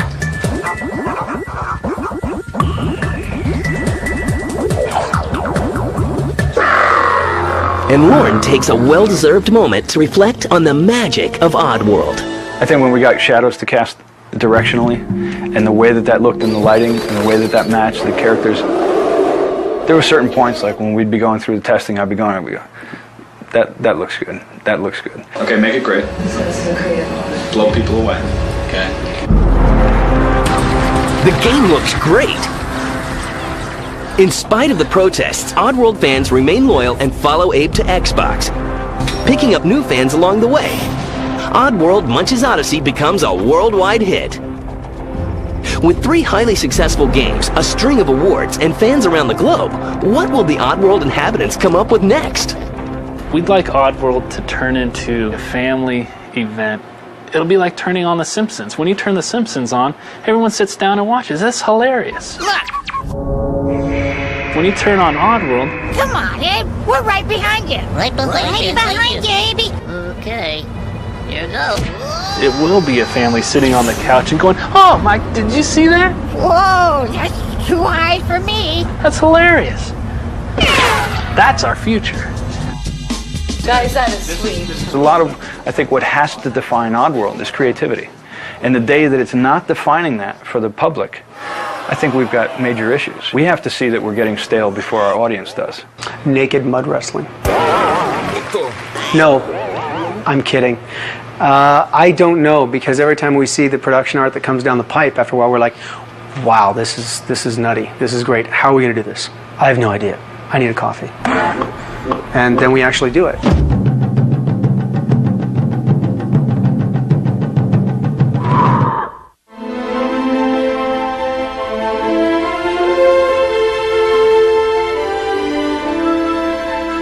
They're going to be very surprised. Let me just say that. The next game that we're creating, I think, is going to be not what they expect. I probably shouldn't say anything more about it but that. And what's coming and what people are going to be playing, it's just going to blow them away. It transcends what they think is possible. And it's not that far around the corner.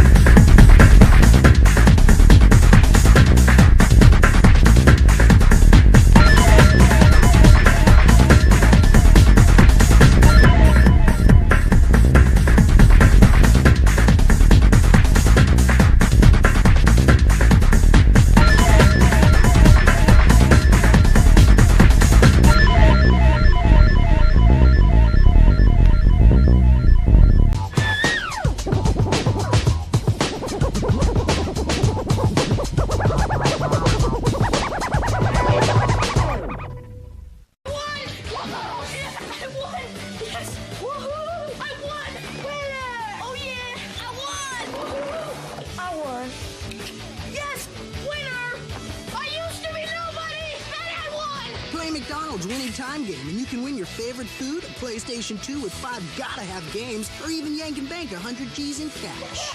All that for fries? Yeah. Imagine if you won the PlayStation 2. I'm Alice Cooper, and you're watching G4 TV for gamers. Today, on this very special X-Play, now that the year is over, we bring you the best X-Play moments of 2004. Console smashing, gay games, Tarantino ripoffs, all this and so much more. It's game time.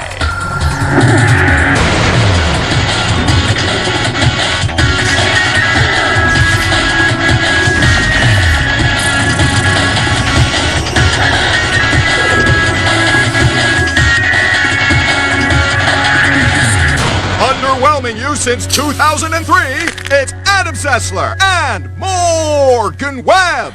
And underwhelming is a kind word. Can we whelm? No. Yes, 2004 is over, and it's time for another very special X-Play. Okay, sure, it seems like we have a very special episode of X-Play at least once a week. But this one is different. Okay, it's not. But at least this time, Morgan and I have assembled some of our favorite segments from 2004. From the controversial to the totally stupid. We'll be bringing you the things that made us laugh. Made us cry. And made us proud to be third-tier cable celebrities in select markets. For example, the time we went to the World Cyber Games. Oh. Beyond. Go beyond. Go beyond game.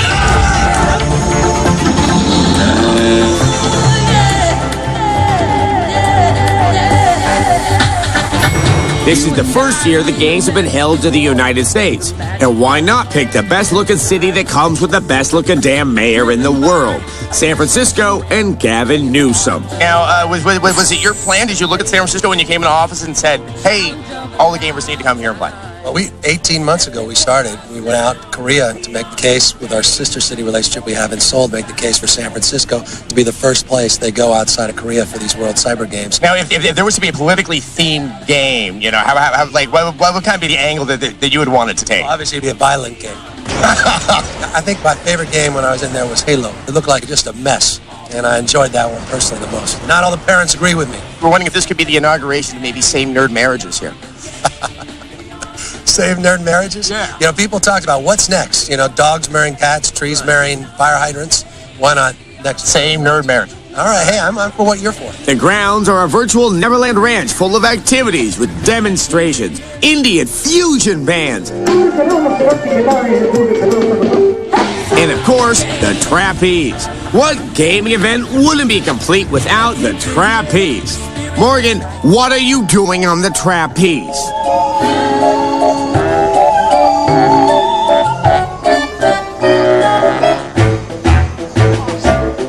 Luminaries, dignitaries, celebrities, illuminated nobodies, bands, and dancers with bellies. All here to celebrate the prowess of the internationally represented teams of gaming warriors. Beyond the game. We're here at Creative where Adam is taking on Fatality, the #1 gamer in the world.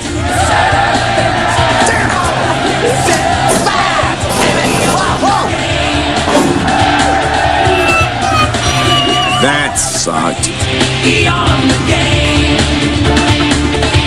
Beyond the game. At last, the moment's at hand. This year's games yielded some upsets. In a close contest, America's Counter-Strike team beat out Denmark for gold. That's right! This year, the Netherlands came out on top, winning 3 gold medals, including 1 in Unreal Tournament. The Koreans take second, with 6 overall medals and 2 gold. Team United States posted a respectable third with 3 medals, 2 of which were gold.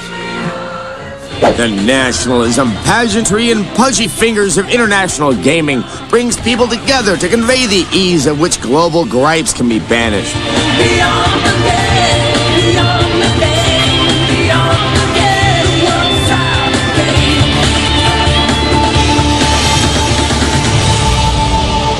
You know, looking back, I really think we were, beyond the game. We were, that's true. And we learned a lot about global unity at the World Cyber Games. And we learned a lot about life from a little game called Halo. And so did G4TV.com's Tina Wood, who gave us this next piece. We'd like to share it with you now. Today in Halo, I learned to take a nap. To always be aware of my surroundings. To share everything. Hey guys. Hey Timmy. To never man. hit my friends. Dude. To always watch out for traffic. In his hands, he got the whole And to never take things that don't belong to me. Thanks, Halo. I love you. We learned a lot, and the show has only begun. But we have so very much more we want to share with you. Like that time we ripped off Quentin Tarantino. It's on next. Really? Uh-huh. Wow. Coming up, yellow jumpsuits and a very special fetish. I'm looking for some sailors. Sailors? This portion of G4 Tech TV is brought to you by Levi's Jeans, a style for every story. Maybe I didn't treat you quite as good as I should have. If I made you feel second best, girl, I'm sorry I was blind, but you were always on my mind. You were always on my mind. It will summon you. It will challenge you. It will consume you. Mortal Kombat Deception. Online for PlayStation 2 and Xbox. Rated mature.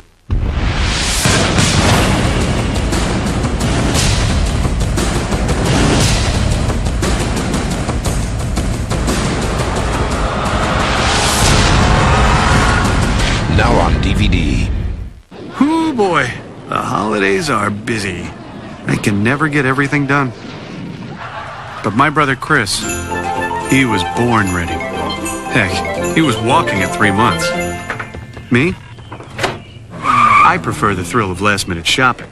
Hi, I need some stuff quick. Sure. For my wife, my uncle, 3 cousins, and some elves. All right. There's only one Kris Kringle. For the rest of us, there's Best Buy.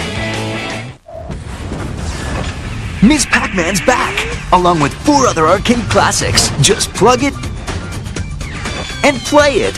An entire arcade inside one joystick. Rated E for everyone. Batteries not included. TV games.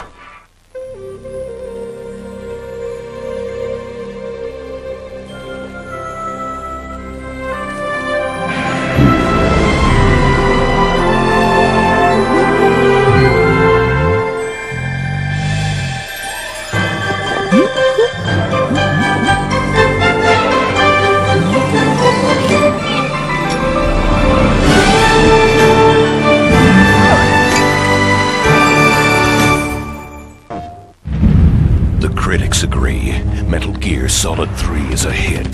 5 out of 5 from official PlayStation Magazine. 5 out of 5 from GamePro Magazine. 10 out of 10 and Game of the Year from PSM Magazine.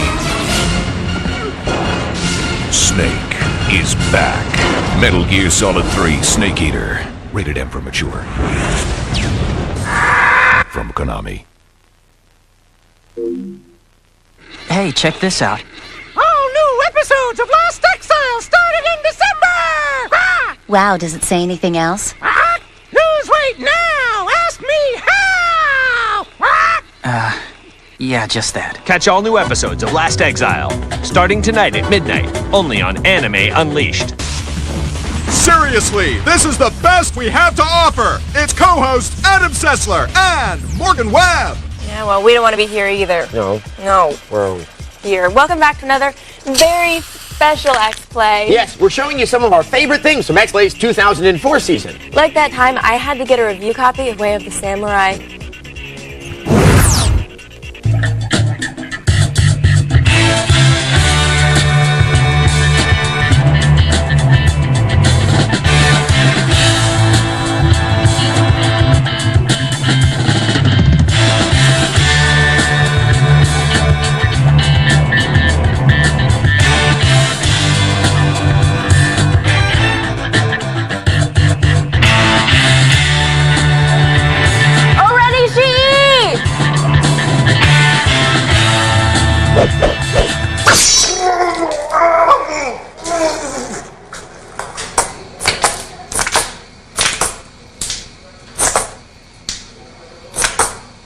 Kill her.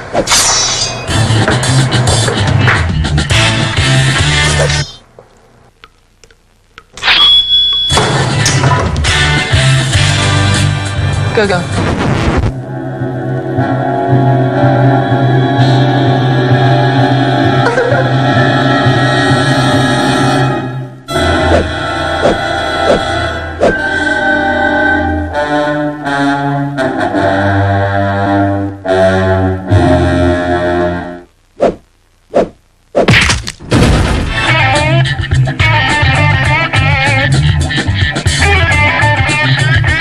Did you really think Way of the Samurai 2 was going to be more than 2 out of 5? You know, for a second there, yeah, I kind of did.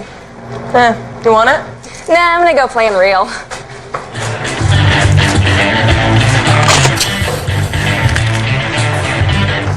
You know, it took 3 days to clean out the lunchroom after that. Yeah, I made a bit of a mess. You sure did, you violent monster. Of course, while I destroyed the decorum of a common dining area, some game translators have destroyed the beauty of the English language. Yes, as international gamers of mystery, we sometimes play exotic titles translated from the original Japanese, and those results of those translations are not pretty. No, they aren't.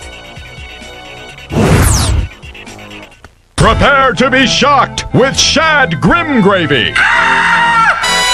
Joyce, Conrad, Ionesco, and Danielle Steele, they are the masters, nay, the choreographers of that sublime entomology we call English. But None, I say, are as accomplished as that scribe known as Japanese. Yes, from the land of the system of alive, the lead and beat magic 2004. And Mr. Children are artifacts of such tender tongue massages that we must give them their due. Mama, now join me to gaze longingly on these artifacts of linguistic sublimation. One savvy wordsmith informs us that you can buy excellent gifts by small coin, and that the mighty Soxer comes with beautiful smiling face. Oh face! Oh, face of super potato, you friendly root vegetable, providing me access to cheap electronic merchandise.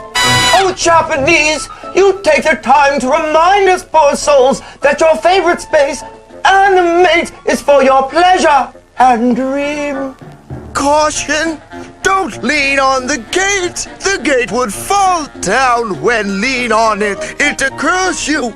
T-Rubble. Reinvigorate yourself by declaring, I like sporty. And I am yuppie. Shocking! You avatars of all things shallow and cash-driven. But nothing I say is so delicate as this pronouncement of caring and authority. Our shop accepts neither the unjust great success which uses an instrument nor any fraud of coin and a ball. Please understand beforehand that the police is connected with by regulation of our shop, and appropriate measures are taken when discovered. Note a sentence of guilty has come out of such an example. And what an example it is! I tremble before such skill, such calligraphic majesty. I humbly bow before those titans of typographic titillation, those masters of English, the Japanese. Adam, all your baits belong to us. I need Mr. Children. Coming up, back by popular demand, our controversial look at gay games.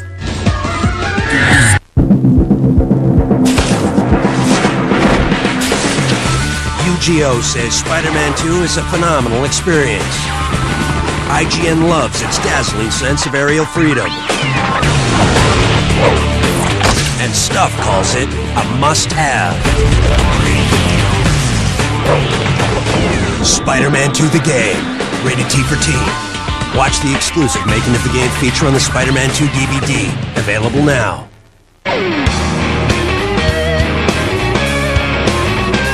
I'll admit that, baby, I'm a fool for you.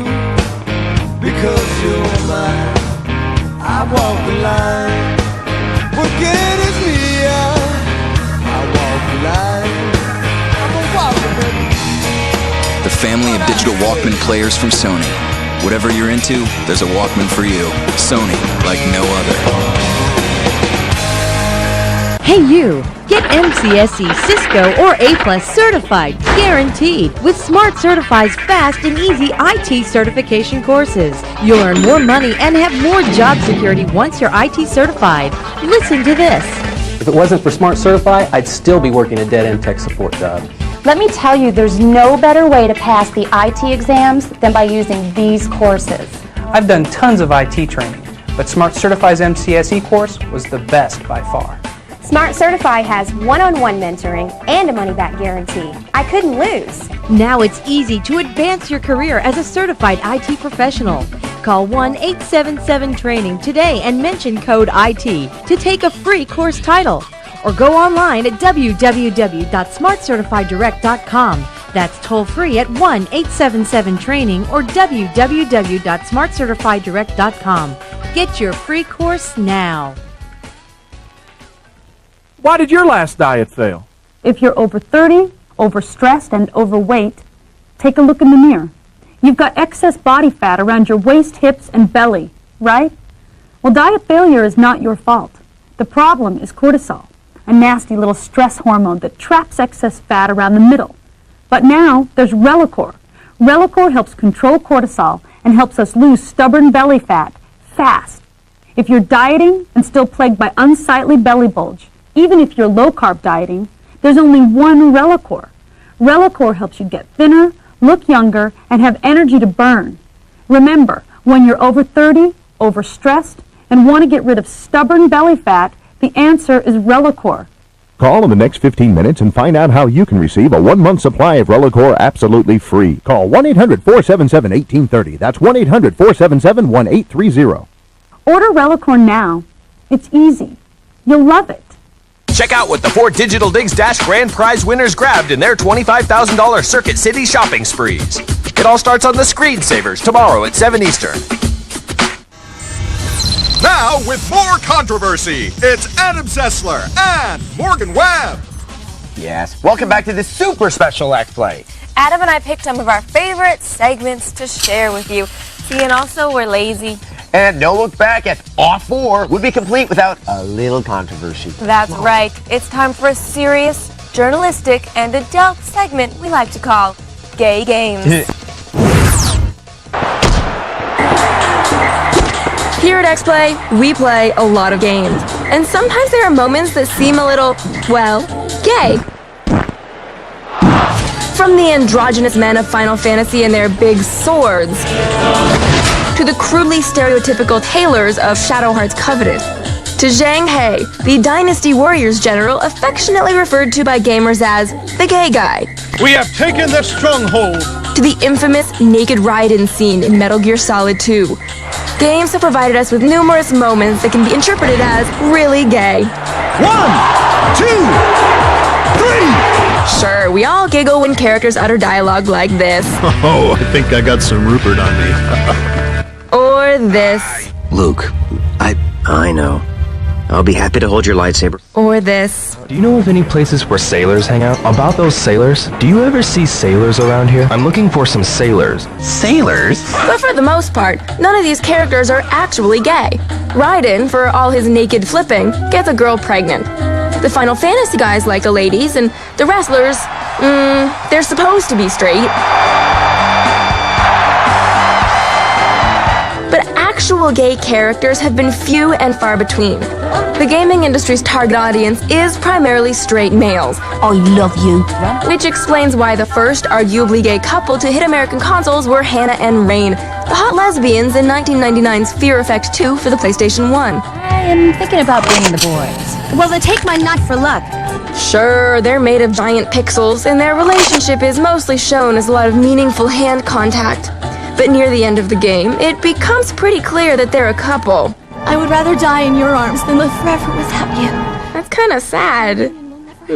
All Mom needs is your body. And that's kind of creepy. So imagine gamers' surprise when 2003's Temple of Elemental Evil gave players the option of letting one of their teeny warriors enter into a gay marriage. Which pales in comparison to Choaniki, Legend of Holy Protein, a gay shooter that was released on the PS2 in Japan last year. Like a Tom of Finland calendar on crack, Choaniki sends its Speedo-clad heroes to fight evil bunny men and collect protein while dappling the screen with some of the most questionable side-scrolling shooting we've ever seen. It's hard to figure out whether to be horribly offended or pleasantly charmed by this one, but I'm gonna lean toward offended. More recently, Koei's Samurai Warriors featured fighter Ranmaru Mori, who's a man. It is odd, but I am sure of it. While it's never made clear whether Ranmaru is into dudes or not, the dudes sure seem to be into him. Ranmaru! I can see the happier times. I can hear the laughter. Yeah, what's up with all the gay people getting killed off in these games? Farewell, my lords. But with the release of Fable and the Sims series, players can tailor their characters to be, well, totally gay. I've heard about people like you. Good things, you understand? Fable, with its open-ended character development, allows you to woo, marry, and start a life with both the ladies, yoo-hoo, and the fellows. See? Of course, when you marry a lady, you get a dowry and a cutscene, but it's something of a Stonewall moment for the gay gamers out there. Wow! Wonderful. Sims 2 also lets you buy a house, go dancing, and even enjoy a gay marriage too. It lets you enjoy it a lot. Can we even show... why is she making that face? Either way, while the lack of gay-themed titles hasn't stopped legions of avid gay gamers, it's interesting to note that in a universe that embraces lifestyles as varied as Jedis and warlords, a handful of games have expanded the options for character creation to the point that even the most marginalized gamers can tailor their avatar to be more like them. We'd make a great couple of blokes. Couple of blokes. And until more gay games come out, there's still wrestling. Ew. Sorry, gay games, you're a wedge issue. But that doesn't mean we're going to shy away from taking a serious look at a serious topic. I like the games where the girls make out. Grow up. Why? Up next... Oh, so exciting! Morgan finally snaps! Log on to CircuitCity.com today for low prices on all your holiday shopping. It's never been easier to save on thousands of great gifts with free shipping on all orders $25 and up. Buy now and have it in time for Christmas at CircuitCity.com. A murder only he can solve. An enemy only he can defeat. Hell no. Come on! Did you just shoot at me with your eyes closed? It worked, didn't it? Will Smith, iRobot, tomorrow. Hey, Kevin, I know, we've been waiting for you. Come on in, you've been missing the party. When you have a great host, getting set up is easy. Start a website with OLM.net and setup is quick and simple. So, tell me about yourself. Kevin has two older brothers, both married, two nieces, one nephew, all of whom he spoils, and his parents are celebrating their 50th wedding anniversary. His website has the highest sales in the US, and in his spare time, he volunteers to help homeless children. Wow. A great host is always there to support you, 24/7. And OLM.net is the web host with the most. So start your own website with web-based email, store and share digital photos online, and 24/7 customer support with a real live person. All this for as little as $5.95 a month. With a great host, anything is possible. OLM.net. For this special price, go to OLM.net/G4TechTV. We thought they'd never find us. We were wrong. No enemy has ever withstood our might. I need a weapon. There are those who said this day would never come. What are they to say now? Rated M for mature. Log on to CircuitCity.com today for low prices on all your holiday shopping. It's never been easier to save on thousands of great gifts with free shipping on all orders $25 and up. Buy now and have it in time for Christmas at CircuitCity.com. Could this be the end for Adam Sessler and Morgan Webb? Welcome back. Now, Adam and I picked our favorite segments to share with you. And this is where Morgan freaked out all the fans by smashing things they love. Their dreams? Bye.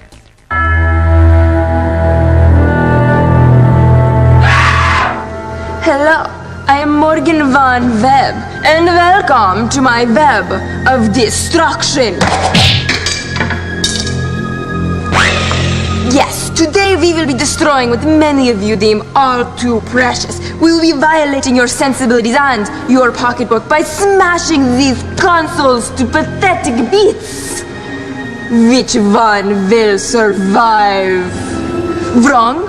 Yes, very, very wrong. But oh so exciting. Test 1, weight of the world.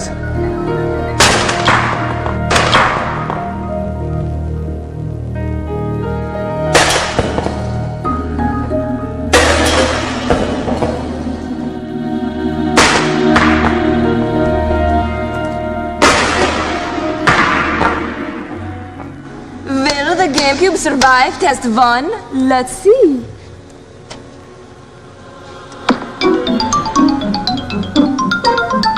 Very nice. PS2, how about you? Oh, it's so sad. Nobody is home. Hello? Such a failure, such a failure. Oh, Xbox, let's see how you do.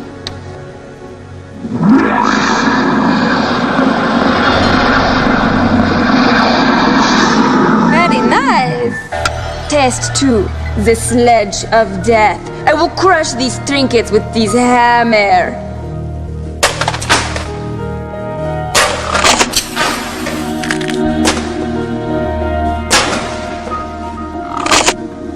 The Sledge of Death has had its way with the poor little GameCube.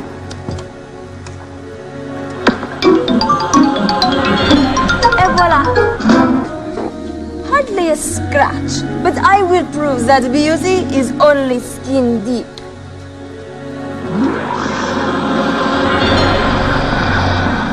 Congratulations! You will move on to the next round.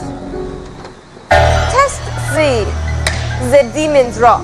It's a long, long way down.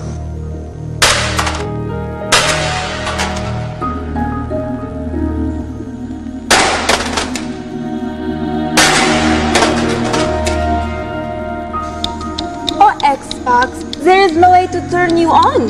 You lose.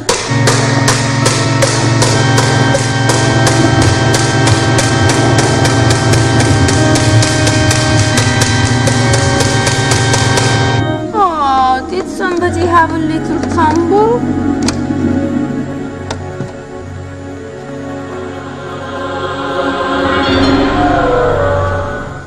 The strongest one survived. Now the losers must be punished. You got me lost, baby, let me pump and toss. Lights off, clothes off, bumping on walls. We are not, my juicy fruit, hold me tight and ride right. All squeeze, please me right. You got me lost, baby, let me pump and toss. Lights off, clothes.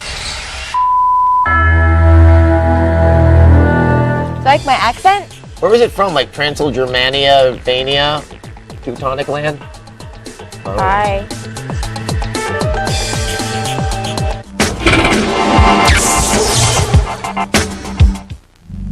I hate Adam Sessler.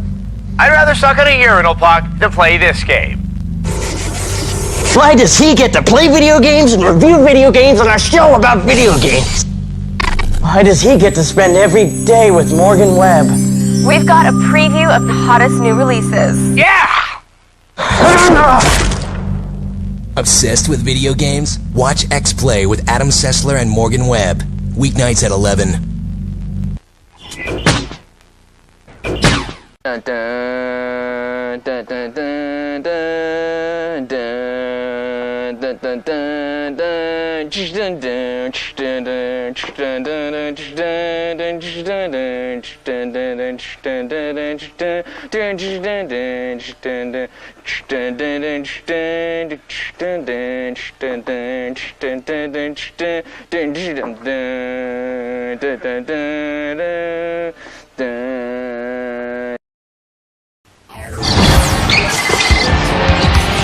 Today on X-Play, double dribble with ESPN NBA basketball and NBA shootout.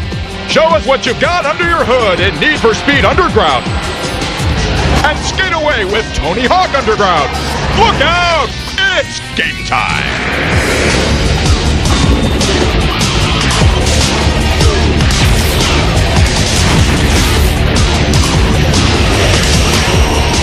Please welcome two people even more immature than you, Adam Sessler and Morgan Webb. We are not immature. Pull my finger.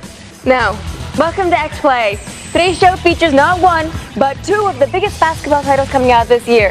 And we're going to tell you which one is worth your money and which one you should skip at all costs. And on top of that, we have the latest Need for Speed title. Yes, and we send Adam here to investigate the use of performance-enhancing drugs in competitive gaming. Very deep stuff. Get ready. But we kick off the show with a review of the latest Tony Hawk game. Now, Tony Hawk's Pro Skater for the PS1 was the first major skateboarding game to make an impact in the industry. And Tony Hawk's Pro Skater 3, that perfected the trick system in the series. Yes, now the newest title, Tony Hawk's Underground, boasts a brand new edition of its own, a story mode.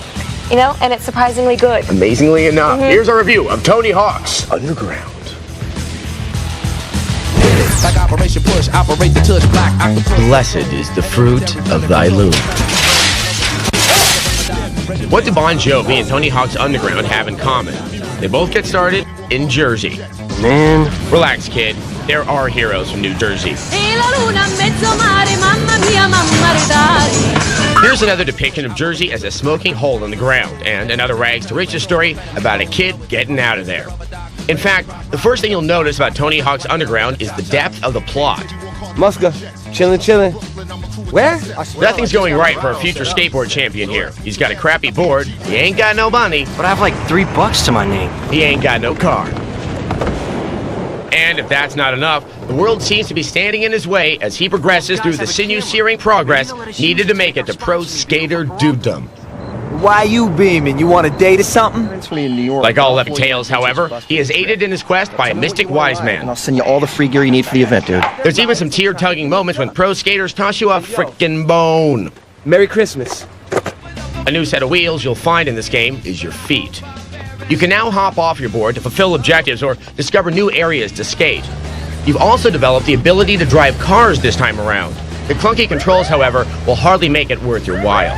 Fear not, Hawk fans. The previously mentioned upgrades are just gravy to that all-familiar ample portion of skating meat.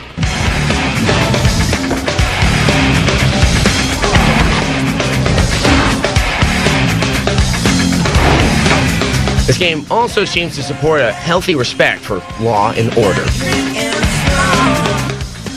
You'll move through various trials and tribulations with your skate rival and friend Eric, who you slowly realize is only out for his own damn good. Well, I sent my form in. But relax, all the good in the game is out to help you. The only real bad guy is gravity and slow fingers on the controller for combos. Yo, I wonder what else we got around here. This game's even got a club you can go to. Maybe not. I got beat down for this. The music is a laundry list of new and old school indie classics, making skating through the game a pleasure to listen to. Who can forget this skateboarding classic? Rad. Yeah. Can we move on? Online options add a great deal of value to this title, with board and gear customization to download. The game shines with great sound and visual transitions as you pull off some sick-looking beauty moves. With some recurring graphic glitches and clumsy car physics, we teeter on the edge of an invert. We give it a 4 out of 5. Tony Hawk's Underground is available on all the consoles, but only the PS2 has online play. And now we turn things over to Adam for another installment of X-Play Investigates. Thank you, Morgan. When you think of video games, you think of innocence. You think of characters like Mario, Yoshi, and Jigglypuff. But there is a darker side to gaming. Not that dark. Today, X-Play investigates the underbelly of professional gaming. The world of professional gaming can bring the competitors great rewards, like these gamers in Dallas, Texas, playing for a grand prize of $150,000. There comes a time when their bodies can't give them any more. This is when some of them turn to performance-enhancing substances. I'm here with Greg. He's been brave enough to talk to us about his addiction. So, please, Greg, tell us about this substance that you enjoy. Sometimes I have like 2 or 3 Red Bulls per gaming session just to keep up with the other gamers. They're all doing it. I can't sleep. I don't want to sleep. Why do I need to sleep? No one else is sleeping. Give me that. No, I want it's it. for the Give me show. it. Why? I would like this. Stop that wild man. So, Sal, tell us your story. I'll frank anyone! I'll frank her and her! Yes, but you're here to I'll talk. frank you! You're here to talk about your problem. What problem? You consider this a problem? This is harder to find than Red Bull. Come on, you gotta check out. This is what you need. This is what you need.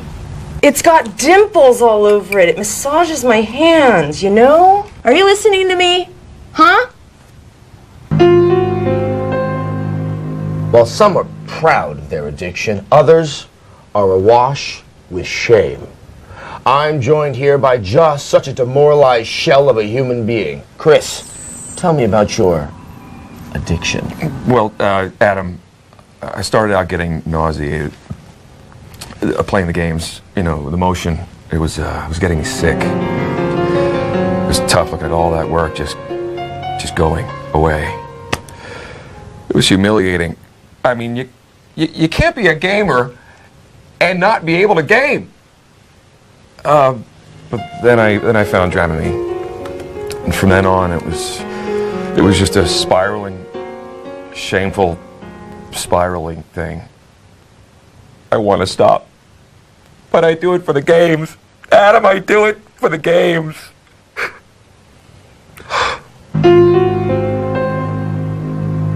Laszlo. You're a 14-year gaming veteran who's seen it all. Laszlo, welcome to the show. Well, Adam, thanks for having me. So, you've seen people affected by these performance-enhancing drugs.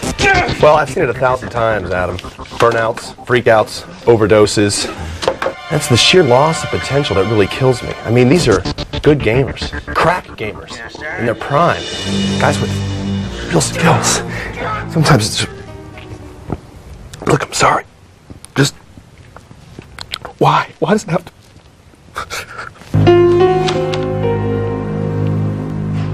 We've seen some terrible things today. Grief, horror, and intense addiction. I can't help but be haunted by these images of gaming gone too far. Thank you, Adam, for that compelling look into competitive gaming. How many guys did you make cry that day? 2, and I cried. Later. Up next, how do we feel about NBA shootout? Rejects it. Rejects it. Falls away on the shot. Take a long walk off a short pier with Adam Sessler and Morgan Webb. Yeah, join us to your demise. That sounds like fun. Welcome back to X-Play. Now, we have returned with a basketball title. Okay, now as many of you know, EA Sports tends to dominate the world of sports games. Yeah. You got Madden, NHL 2004, Tiger Woods PGA Tour. The list goes on and on, a little more. All right, well, the one area where they tend to slip a little, those are the NBA basketball sims. Now, they do great arcade-style basketball, NBA Street Volume 2. That's just one of the best games all around. But a lot of other developers are now trying to muscle in on the NBA sim turf. One of those developers, 989 Sports. Okay, and to be honest, where EA does almost everything right with their sports titles, 989 tends to have some problems with theirs. Quite a few problems. Yeah. So, will their latest foray, NBA Shootout, be an exception? Well, here's our review of NBA Shootout 2004. Welcome to Oakland, California. After many long seasons, the NBA Shootout team has finally decided to get its Hoops franchising game shape to go toe-to-toe against competing basketball games. Robinson throws it down with authority.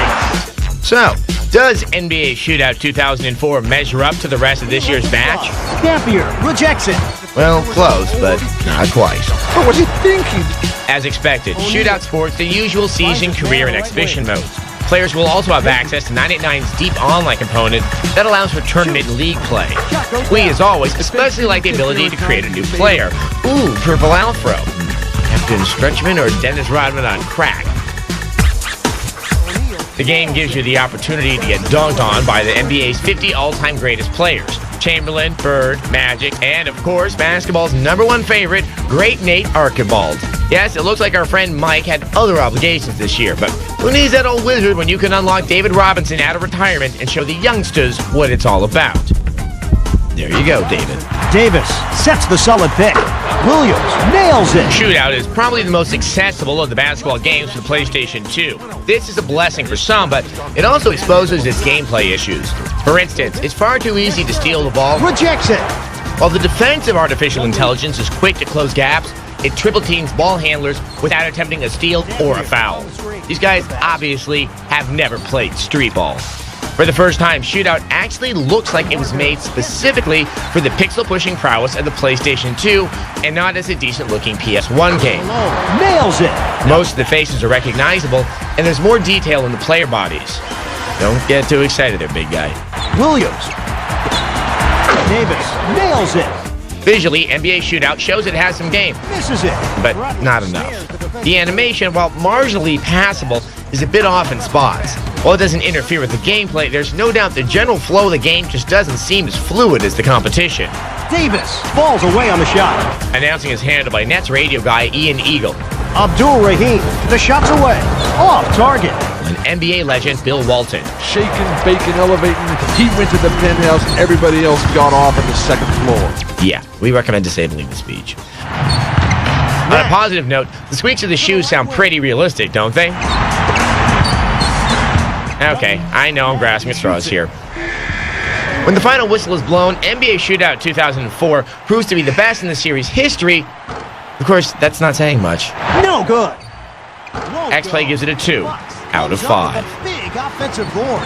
Jamison cleans the defensive. There are way too many gameplay issues with NBA Shootout for us to recommend it to you. The passing isn't tight at all. It's just not pretty. It's not tight, it's not good. But don't worry, if you want to pick up a far superior NBA title, you should stick around because we have one for you after the break. Coming up, he shoots, he scores in ESPN NBA basketball. He shoots, she scores in Adam Setzler and Morgan Webb. We're back, and we have another basketball title for you. Now, with Jonathan is telling you why you may not want to buy NBA Shootout, now we'll tell you why you should buy ESPN NBA Basketball. Reason number 1, a new gameplay mode called 24/7. It's actually tied to your console's system clock. Reason number 2, best post-game ever. Here's a review of ESPN NBA Basketball. The following is a special presentation of ESPN. ESPN has managed to attach themselves to one hot little NBA basketball game. Right out of the gate, ESPN NBA Basketball captures all the flash and glitz of the NBA. And at the same time, it manages to deliver the kind of deep gameplay that usually only shows up with a seasoned veteran. Perhaps that's because just underneath its surface beats the heart of Sega's NBA 2K4. This year's game features the exhibition, season, franchise, and online modes of play that you'd hope for, as well as a streak battle and a dope new 24/7 mode, which may just be the superstar that overshadows the rest of its team. 24/7 is a standalone gameplay mode where you develop your own player through a series of challenges and competitions. It lets you treat your baller to a few tats. Now, I'm not sure why that's important, but I wanted to let you know nonetheless. I do love a virtual makeover. You're so pretty. Okay, so now you can start developing your skills on the court. Simply put, because 24/7 mode is tied into your system clock. Can we show the clock? Thank you! Since the different challenge settings are influenced by the time of day, it's a lot like having a basketball player as a virtual pet. Except that this is actually fun. In fact, the 24/7 challenges are probably compelling enough to draw some gamers away from the included NBA modes altogether. But let's not get sidetracked. It's the Western Conference Playoffs Game 1. We're here at Given its simulation style, ESPN NBA Basketball is a lot like real basketball in that getting the ball to the hoop isn't always straightforward. The complex controls seem fairly responsive once you're up to speed, but at no point does the game turn into a casual distraction. ESPN NBA Basketball introduces a new ISO motion control system. Ooh, big words. On the downside, though, I have a hell of a time hitting the free throws. Can't sink the first. Even in practice, the free throw button scheme proved to be a lesson in aggravation. Stupid control pad. Stupid!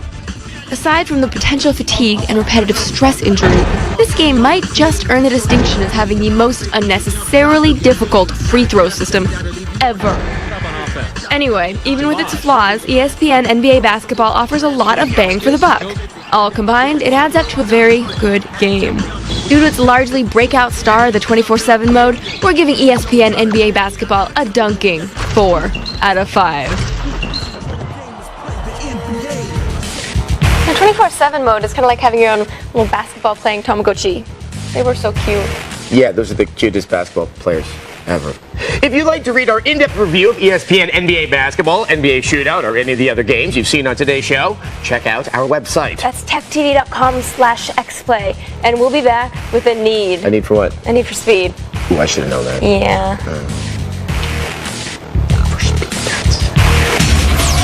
Coming up, rev your engines. It's Need for Speed Underground. Circle your wagons. It's Adam Sessler and Morgan Webb. Yeah, I gotta get my wagon. Welcome back to X-Play. We have fast cars. Fast enough so we can drive away? No. We started with Tony Hawk's Underground, and we end today with the Need for Speed Underground.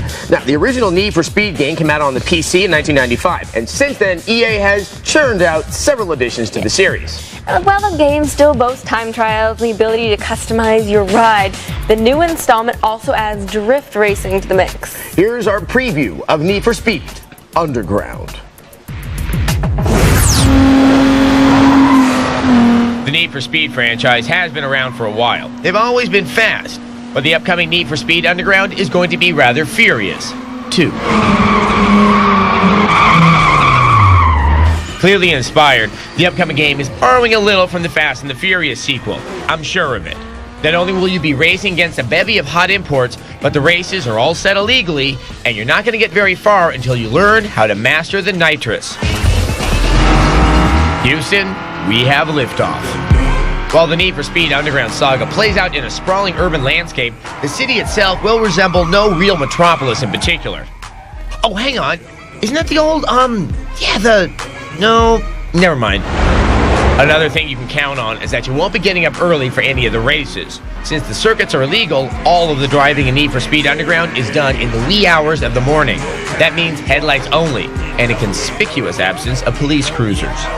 And you'd think there would be some special mayoral appointed task force after you, especially since the races are attracting a rowdy crowd of spastic hoodlums. Yep, this town needs a curfew. The game will boast some 20 licensed tuner cars from the likes of Mitsubishi, Toyota, and Honda, to name just a few. There's going to be a tremendous amount of unlockable brake packages, powertrains, and other parts from top-name manufacturers. Most notably, though, are the various cosmetic upgrades. Customizing the look of your car will play an important role in many races because your overall score will be multiplied by your reputation. Word. Oh yeah, I rock the sick ride, G. What up?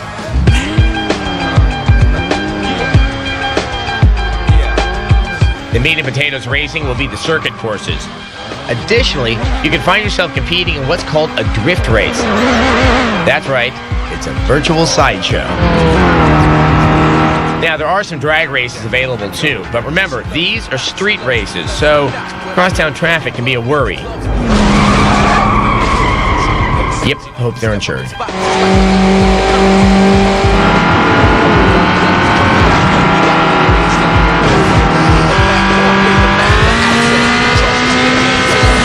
Due in stores soon, Need for Speed Underground is shaping up to be the must-have racing title this holiday season. So you might want to send your letter to Santa, priority mail. And we have just enough time for viewer mail. Oh, crap. Yay! Today's email is from Zach W. in Fond du Lac, Wisconsin. I like that name. Yes, he writes, I heard there was a contest type thing where you submitted your coolest gaming clips. I was wondering if that was still on. I believe I have some truly unique and amazing ones. I'd like to share these with the world. Oh, that's sweet of him. Nice. Zach, you may not be able to share them with the world, but you can share them with us and the X-Play audience. Yeah. Sure, your only reward will be the satisfaction of having your name and your footage broadcast in select cable markets, but hey, that's never held me back. That's huge. Okay, now if you have a game stunt where you exploit a flaw in the program, or you capture naked gameplay, but not capturing gameplay naked, that's different. Or you do something incredible and amazing, visit our website and find out how you can submit it to us. Now that's at techtv.com/xplay. Probably say a little linky thing there. Yes. And go click it and of course, on that.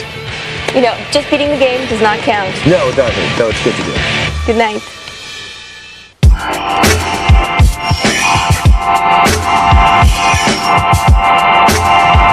Stay tuned to X-Play next. Today on X-Play's non-denominational gift guide, it's that season again. Northwest. We want to hear what you've got to say, so remember to log on to our website.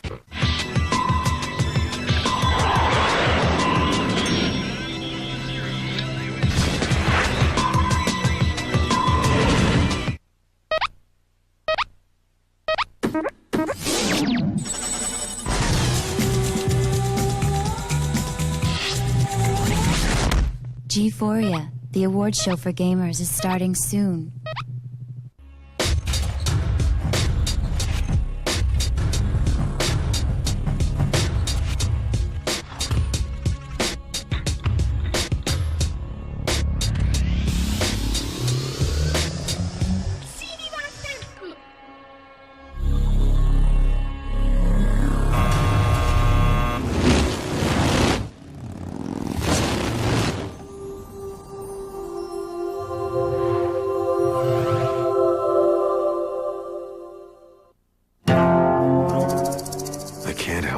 This is always where my troubles begin. It looks so simple. Help out a pretty dame, kick some tail, and leave town. But it never ends up that way. Things get real complicated, real fast.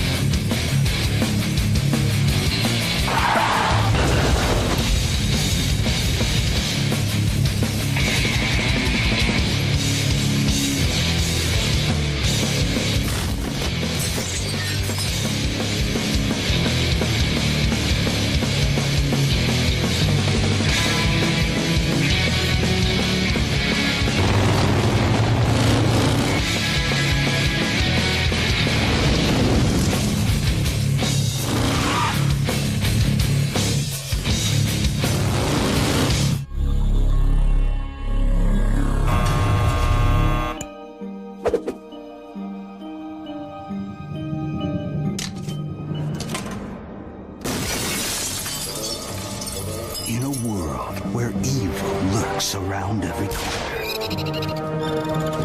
where villains rule the streets with impunity, and hope is a four-letter word. A mighty force for justice will return, and heaven help the guilty.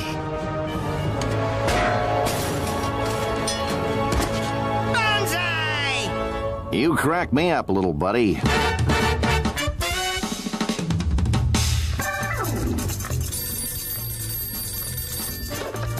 Commissioner, how's the rash?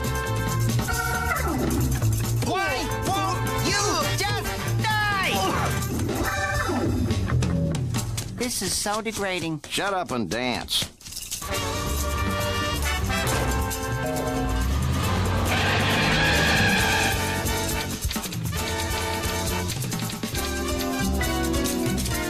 Holy bouncing Buddha, Max. We're in 3D. It's been done.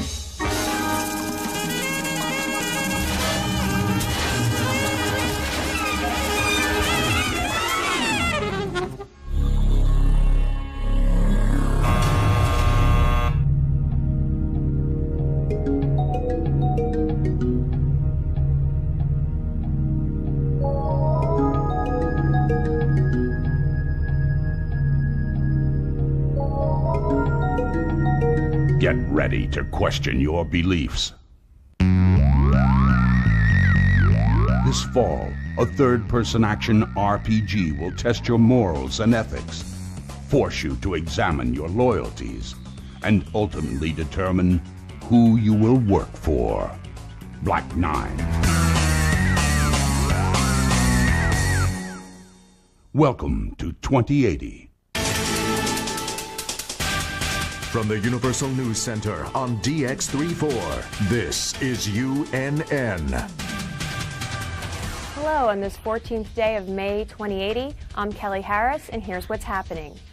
Earth Now, the Ecological Preservation Society, fell victim to a terrible assault in their Black Forest Tree City complex in Germany last night. Several databases were destroyed and upwards of 100 terabytes worth of sensitive material was copied. Some footage was obtained by satellite and video surveillance before being deactivated. Mercenaries with glimmer weapons and equipment can be seen destroying the lightly armed Earth Now security forces. An Earth Now spokesperson says the attack is directly related to their efforts to expose several major corporations for violating world ecology treaties. Sources say a report to the World Council names Glimmer AG and Genesis specifically. In other news, Genesis Corporation, recently making headlines with their new static-free neural implants, announced today the first tests of HiPAT, a cutting-edge traffic monitoring system installed in Shanghai for increased commuting safety. A Genesis representative says HiPAT can not only monitor and identify vehicles, but also the driver using retinal reflection imaging. HiPAT is expected to have a major impact on highway safety and dramatically lower the costs to the communities in which it is utilized. More after this. Search the cosmos. You won't find them or their assets. They're our customers. At MPM, our financial havens provide complete identity and wealth protection that no one can touch. So, how do we recognize our customers? That's easy. MPM, the tools of personal freedom. These are the chips that hold the knowledge to enable the technology that powers the world that Genesis built. It's Genesis technology that enhances human thought, drives scientific discovery, and propels mankind forward to reach his fullest potential. Genesis, taking the next giant leap.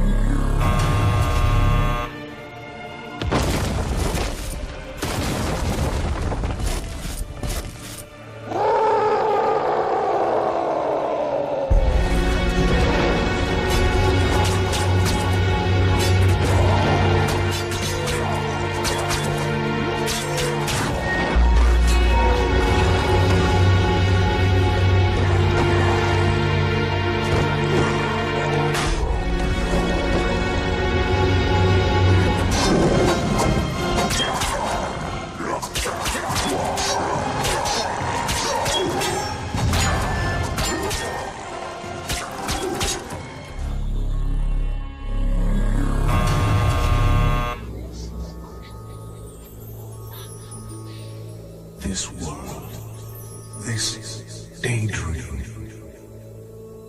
Hallucinor awaits the brave.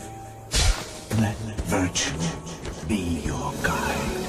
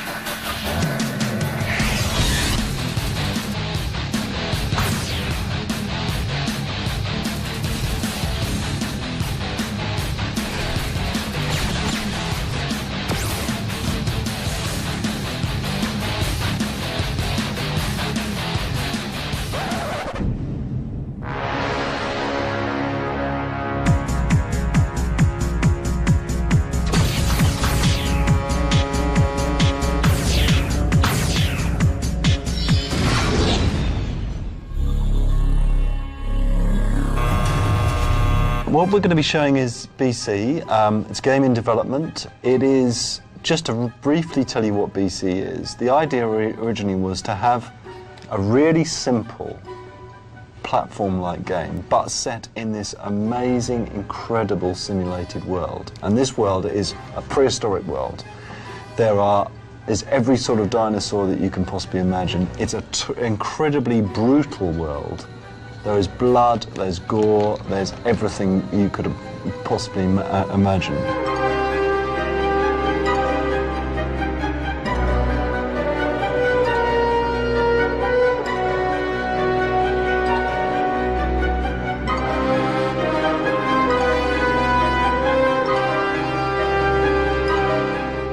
Realize that balancing and refining and getting the gameplay right is just so important, and that's why I can't give you a release date, because I kind of know I have to build the whole world and then spend months and months balancing it, getting as many people as possible playing it, and actually we need as many people as possible to come in at Lionhead and help us test the game.